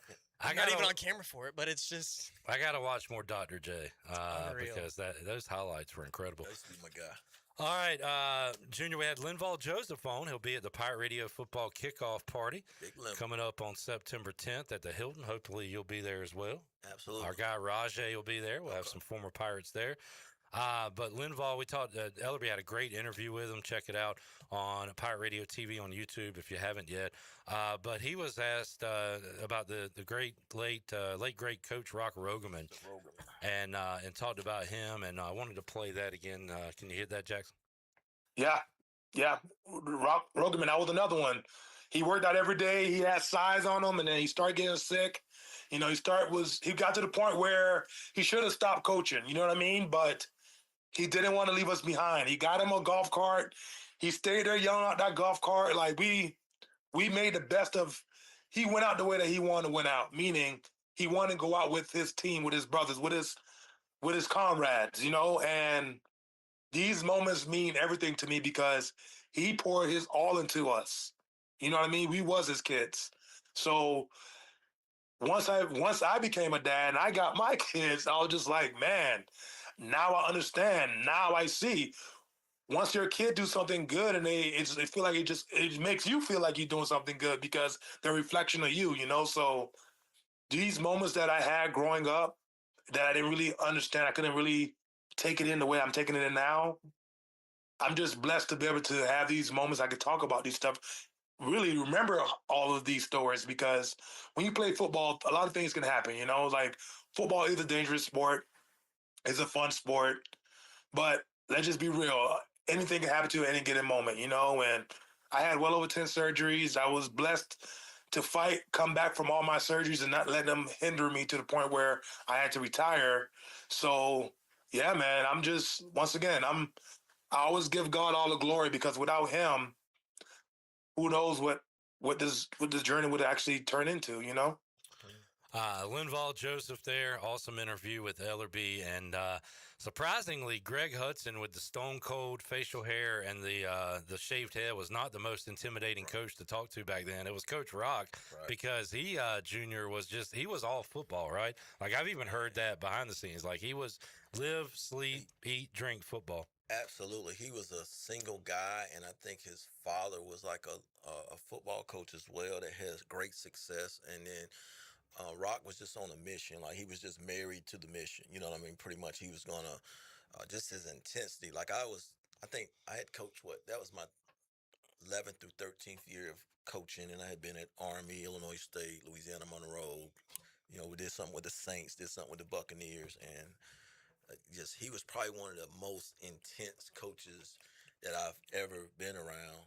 And he brought a lot of energy to that D line. And between what he did and what Donnie Thompson was a top recruiter that brought in, some great like C.J. Wilson and the just talented J. Raw, all just talented players, Joseph, those guys, and just that combination of that intensity and that experience, like that really allowed us to win, 2 Conference USA back-to-back championships that had never, been done. So, and then just I can remember the day coming back from that summer. I had just come back from the New Orleans Saints internship the year they won the Super Bowl, and Rock came into my office and sat down and say, "Hey, Junior," and he went to each of the individuals. Go, "Hey, I just want to let you know that I've been diagnosed with cancer, and I'm not stepping down. I'm going to continue to coach. I'm going to continue to give it all." And at the time, I didn't know how serious it was. But now, 15, 20 years later, and The Rock is no longer with us. I appreciate what he poured into the program, what it meant to him, and allowed us to win those championships and come in and just set the stage. Yeah, and crazy to hear Linval say he should have stopped, but he didn't because he wanted to go out the way he wanted to go out. So, man, you want to talk about like motivating guys. This guy's, deteriorating almost, but he wants to keep coaching and helping kids and stuff. And you could certainly hear in Linval's voice how much he appreciated that. That was pretty cool. Well, we saw the stages, you know what I mean? Yeah. He's here, he's rocked up, where his arms cut up. Right, starts to lose the weight. And next, he's out there and he doesn't have his hair, you know what I mean? So you start seeing what he's going through physically, but he's still out there giving it 110%. Now it's not, Greenville's weather. We're out there 97 degrees out there, 3-a-day practices, and boom, he's right there in the mix, not missing a beat. Linval also told us, man, credit to Melvin Patterson and maybe credit to Casey Ross, who I think was here before. But anyway, Casey Ross is cousins with Melvin Patterson, who ECU recruited from Florida. Linval said he went to the same school as Melvin. Okay. And when Linval's recruiting kind of fell through with Florida, I think he said, like all schools used to do, Junior, they'd over-recruit, and Linval would be in the door, and then, wait, we just got a 4-star. Sorry, we don't got a spot for you here at Florida. Might have been one of those situations. But Melvin, he was talking to him on the phone and said, hey, come play here at East Carolina. And ECU had already talked to him and stuff, too. But thank you, Melvin, for helping, for getting him here. But that goes back to Coach Rick Smith as well. Yeah. Coach Rick Smith, who's known as a great recruiter, went down in Florida, built that relationship with Melvin the first year, and then probably saw Linval and built that relationship and just stayed with, each week we would have a recruiting meeting on Mondays, and we would have all the players on the board, and we'd have the guys we'd offer, and Linval was right up there, and Coach Smith said, I don't know, Coach, I think we got a chance. Even all these other schools already offered, Coach Smith's persevered through. Sometimes when you hear those type of offers, you back off. Right. For instance, there's a kid at my high school, E.E. Smith, and I heard he's getting like all kind of Alabamas, everybody, those type of offers. And I'm like, shoot, come to ECU. But you know what I'm saying? Hopefully you got a recruiting coach that just sticks with it. Yeah. Sticks with it. And if something happens where one of those programs do something negative, that, hey, we're right here for them. Especially now with the transfer portal. Those guys are going to remember who really wanted them initially, right? Exactly. And stick with it. Junior Smith joining us inside the First Flight Credit Union studios. We'll take another break. We'll come back. You want to stick around, Junior? Yeah, I think we had that question about the greatest player I played against. We got to get to that. We'll do that when we return. Pirate Radio Live on a Wednesday. Back with you after this.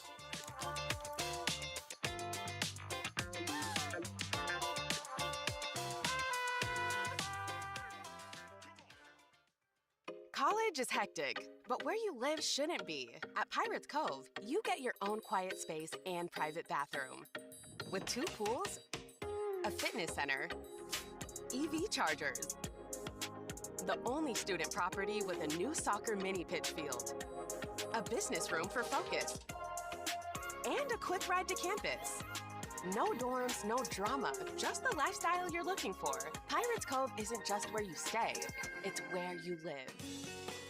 The stifling heat of summer, the bitter cold of winter. What do they have in common? The extreme temperatures of both force your home's heating and cooling system to work overtime to keep you comfortable. And that can cost you a lot of money. Fortunately, your neighbors at Greenville Utilities have several ways you can save energy. And that means saving you money on your utility bills. Just go to GUC.com and look for ways to save. That's GUC.com.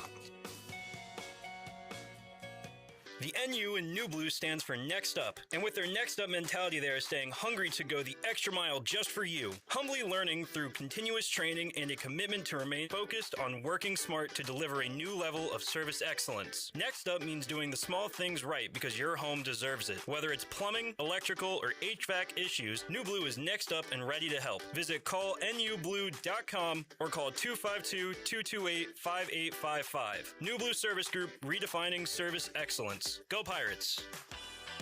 Looking for friendly service and hometown convenience? Make it Country Mart in Pitt County. Country Mart is your one-stop shop for fresh hot food, cold drinks, snacks, fuel, and everyday essentials, all with the fast, friendly service you can count on. And now with 3 locations. A brand new Country Mart is now open on Highway 11 right across from Aiden Grifton High School. From breakfast biscuits to afternoon pick-me-ups and the best fuel prices in town, Country Mart keeps Pitt County moving. Country Mart, local, convenient, and always friendly. Close your eyes and picture this. Sizzling fajitas hitting the table, fresh seafood bursting with flavor, and a handcrafted margarita waiting in your hand. That's the experience waiting for you at La Tavara Mexican Kitchen and Seafood on 10th Street in Greenville. From brunch with friends to a quick lunch break, La Tavara brings the taste of the coast and the heart of Mexico together in every bite. So when you're hungry for something fresh and unforgettable, make it La Tavara Mexican Kitchen and Seafood, 10th Street in Greenville, or online at LaTavaraRestaurant.com. Phelps Chevrolet is the dealer to see for a car or a truck or an SUV. The best service and quality. That's the Phelps guarantee. Phelps Chevrolet, the name you can trust. Phelps Chevrolet, you can count on us. The name you can depend on. Phelps Chevrolet. Get you one. Hey Pirate Nation, this is Danny Beal, and the best place to go for custom t-shirts, apparel, or promotional items is University Sportswear. University Sportswear was easy to work with when I needed my custom t-shirts. From start to finish, University Sportswear provided superior customer service and a quality product that cannot be beat. If your business, organization, or event needs t-shirts or promotional help, then you need University Sportswear. Visit universitysportswearenc.com for contact information. Go Pirates! Hey, Pirate Nation. I'm Hudson. I'm Coleman. I'm Tolly. And we are the Spain family. For 3 generations, we've been building homes across eastern North Carolina. Today, Spain Family Builders specializes in custom homes, move-in-ready homes, neighborhoods, and apartment communities. Because we're not just building homes. We're building the communities we call home. Spain Family Builders. Building homes for generations. Visit SpainsBuildNC.com. Go Pirates! This is Brian Packard, ECU former baseballer. You're listening to Pirate Radio, the voice of Pirate Nation.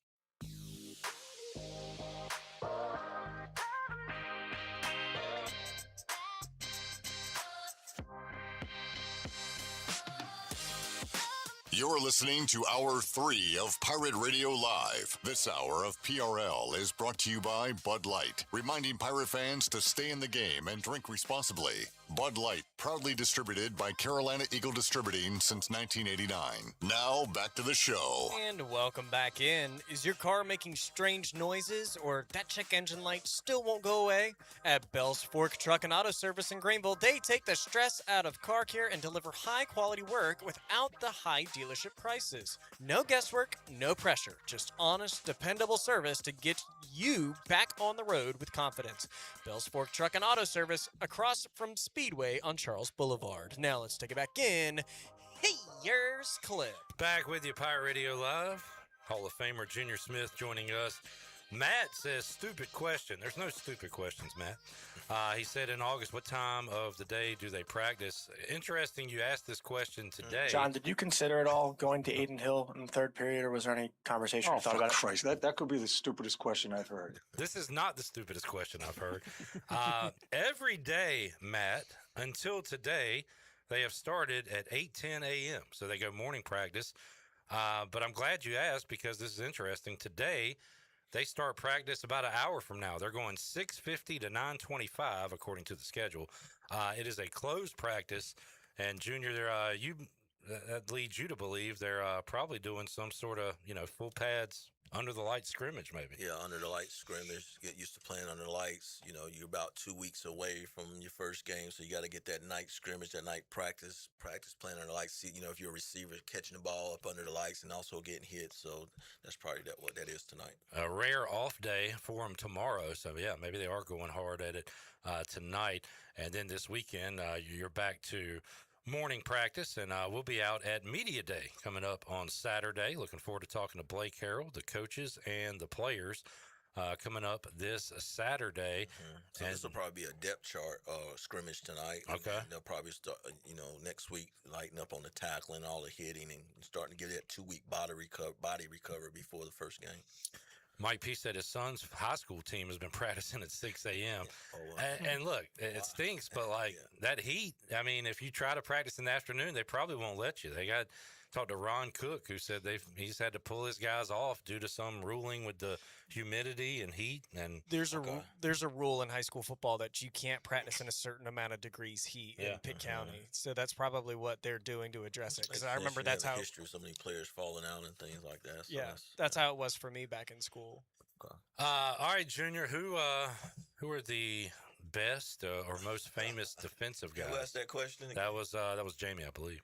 Well, Jamie, I don't know if you were around for the 1994 Liberty Bowl, but unfortunately, that was my last game in the purple jersey, and we were playing the University of Illinois, and we lost to them 30-0, and our offense was shut out. I think I had maybe less than 50 yards rushing, but anyways, they had 2 first-round draft picks on that defense, and the first guy I remember was Simeon Rice, who was drafted by the Arizona Cardinals, and he was the 3rd overall pick in the draft in '96, and his teammate who played against us as well, Kevin Hardy, was the 2nd overall pick in the 1996. So I played against 2 first-round, lengthy, long. One kid was 6'7", the other one 6'4", and they both went on to have great NFL careers. Simeon, yeah, his length was crazy, and he was around for a long time. Great with the Bugs, I believe.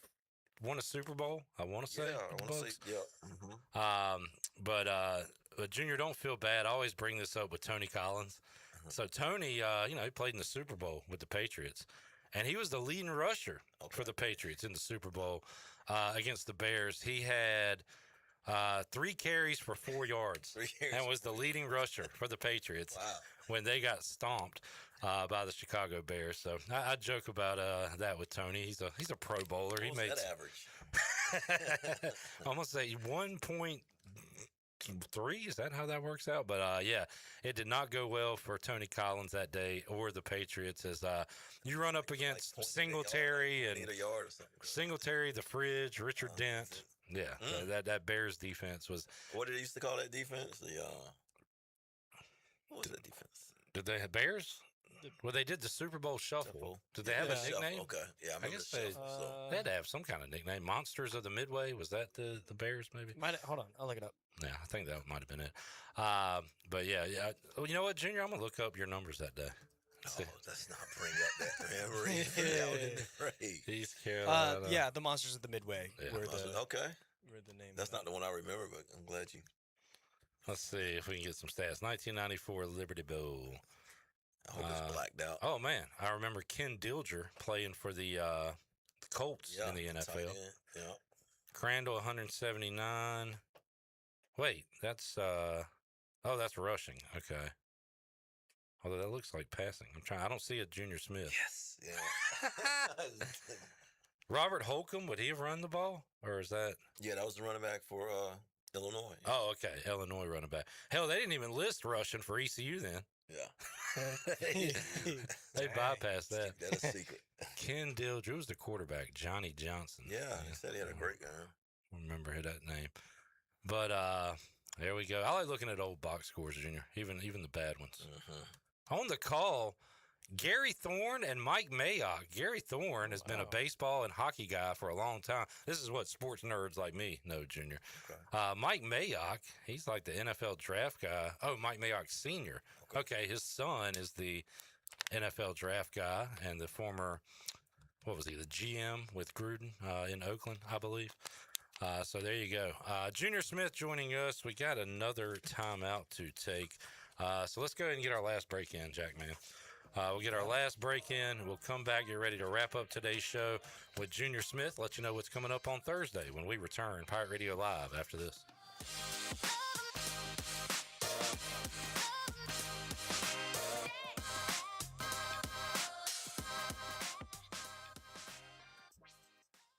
Hey, what's this I see? I thought this was a party! Let's dance!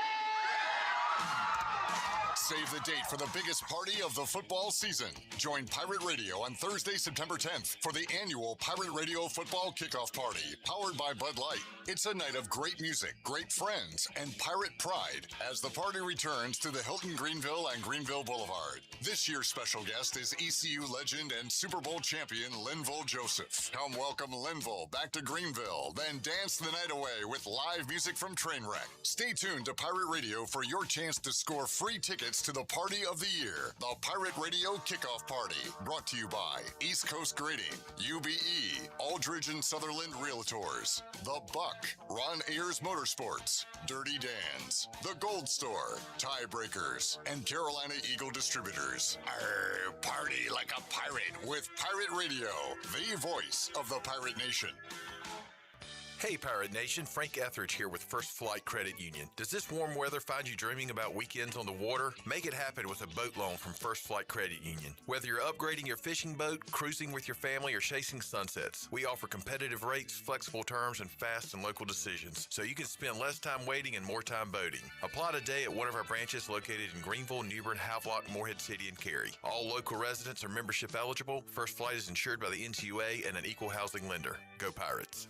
Michaels & Gateway Cosmetic and Family Dentistry has been Greenville's premier dental practice for over 40 years. I am Dr. Chris Gateway, and our mission at Michaels & Gateway is to provide exceptional dental care with compassion, integrity, and innovation, ensuring every patient leaves with a healthy, confident smile. Doctors Michaels & Gateway are committed to providing an outstanding patient experience with every visit. Not only do we offer all your dental needs under one roof, in most cases, we can take care of those needs on the same day. Bring your smile to us at Michaels & Gateway Cosmetic and Family Dentistry. The very best bagels in Greenville are at Bagel Man. Bagel Man is open every day for breakfast, lunch, and dinner. If you're on the go, place your order ahead of time online at ncbagelman.com. Start your day with a breakfast sandwich, or for lunch, try a tuna melt, pastrami sandwich, panini, or specialty wrap. And everyone loves Bagel Man's fresh-made desserts and pastries. Bagel Man is where Pirate Nation fuels up for game day or any day. Bagel Man, 1904 Fire Tower Road in Greenville. And stay tuned for the new Bagel Man location opening soon. Go Pirates!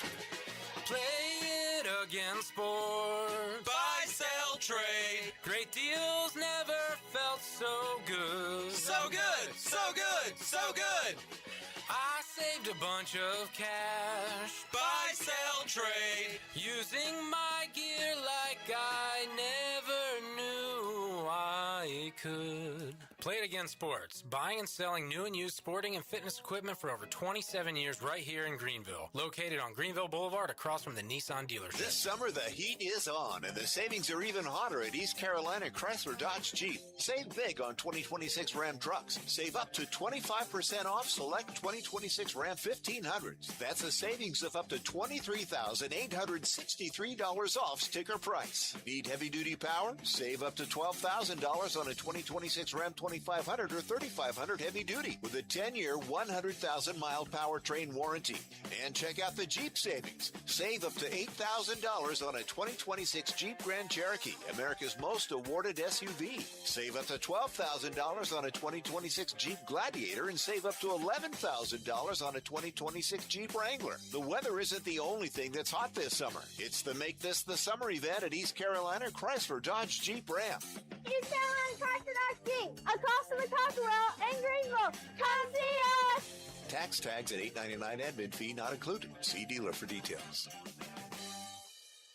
Hey, Pirate Nation, Frank Etheridge here with First Flight Credit Union. Does this warm weather find you dreaming about weekends on the water? Make it happen with a boat loan from First Flight Credit Union. Whether you're upgrading your fishing boat, cruising with your family, or chasing sunsets, we offer competitive rates, flexible terms, and fast and local decisions, so you can spend less time waiting and more time boating. Apply today at one of our branches located in Greenville, Newbern, Havelock, Morehead City, and Cary. All local residents are membership eligible. First Flight is insured by the NCUA and an equal housing lender. Go Pirates. This is Xavier Smith, and you're listening to Pirate Radio, the voice of Pirate Nation.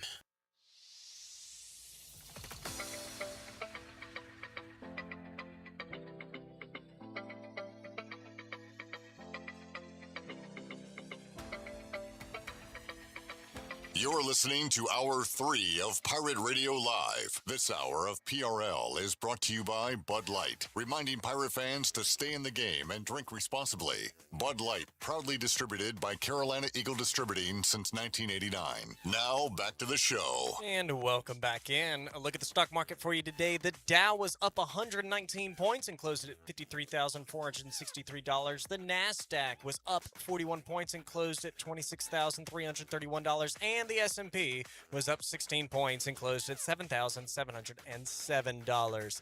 That is a look at your Wells Fargo Advisors financial report. For a personal look into investing, call Wells Fargo Advisors today at 756-6900 in Greenville. Wells Fargo Advisors, LLC, member SIPC.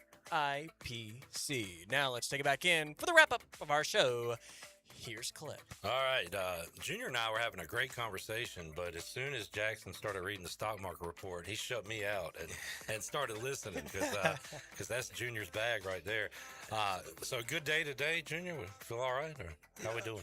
Pretty decent. Okay. You know, market did some things. You look at the monthly. We pull. I know when I watch it, we pull back 30% of the monthly. So you know you're going to have some pullbacks like that. So we're going to see if we hit that 50% mark of the August, and then we'll see if we start going up from there. You know the way you look at me sometimes when I start rattling off sports stuff? That's how I look at you when you start talking about that. Junior, I got a text. How many yards do you think you had against Illinois in the Liberty Bowl? I don't want to remember that day. It's better than you think. Really? A respectable 46 on 15 carries. Okay.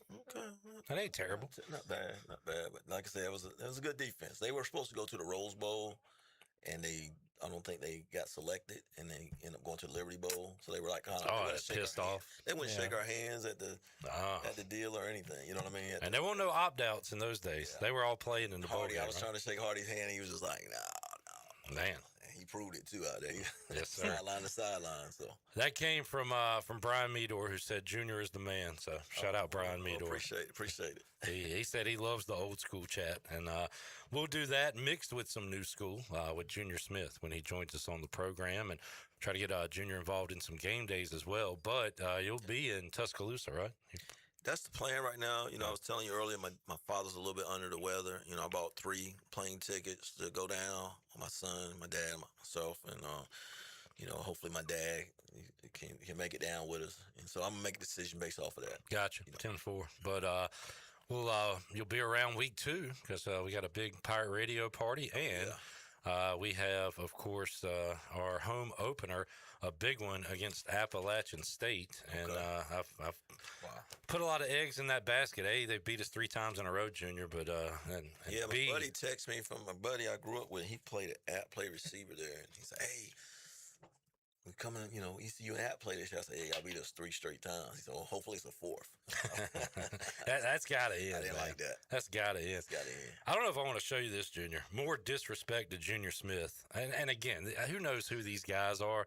But they rank the best 12 running backs in the state of North Carolina of all time. And I find it funny because I don't know who Brian Knuckles is, but Mike Mullis, my buddy, was his fullback at West Charlotte, and that's the only other place I heard it. So Elijah Hood, he played at North Carolina. I don't know the name Fred Staten.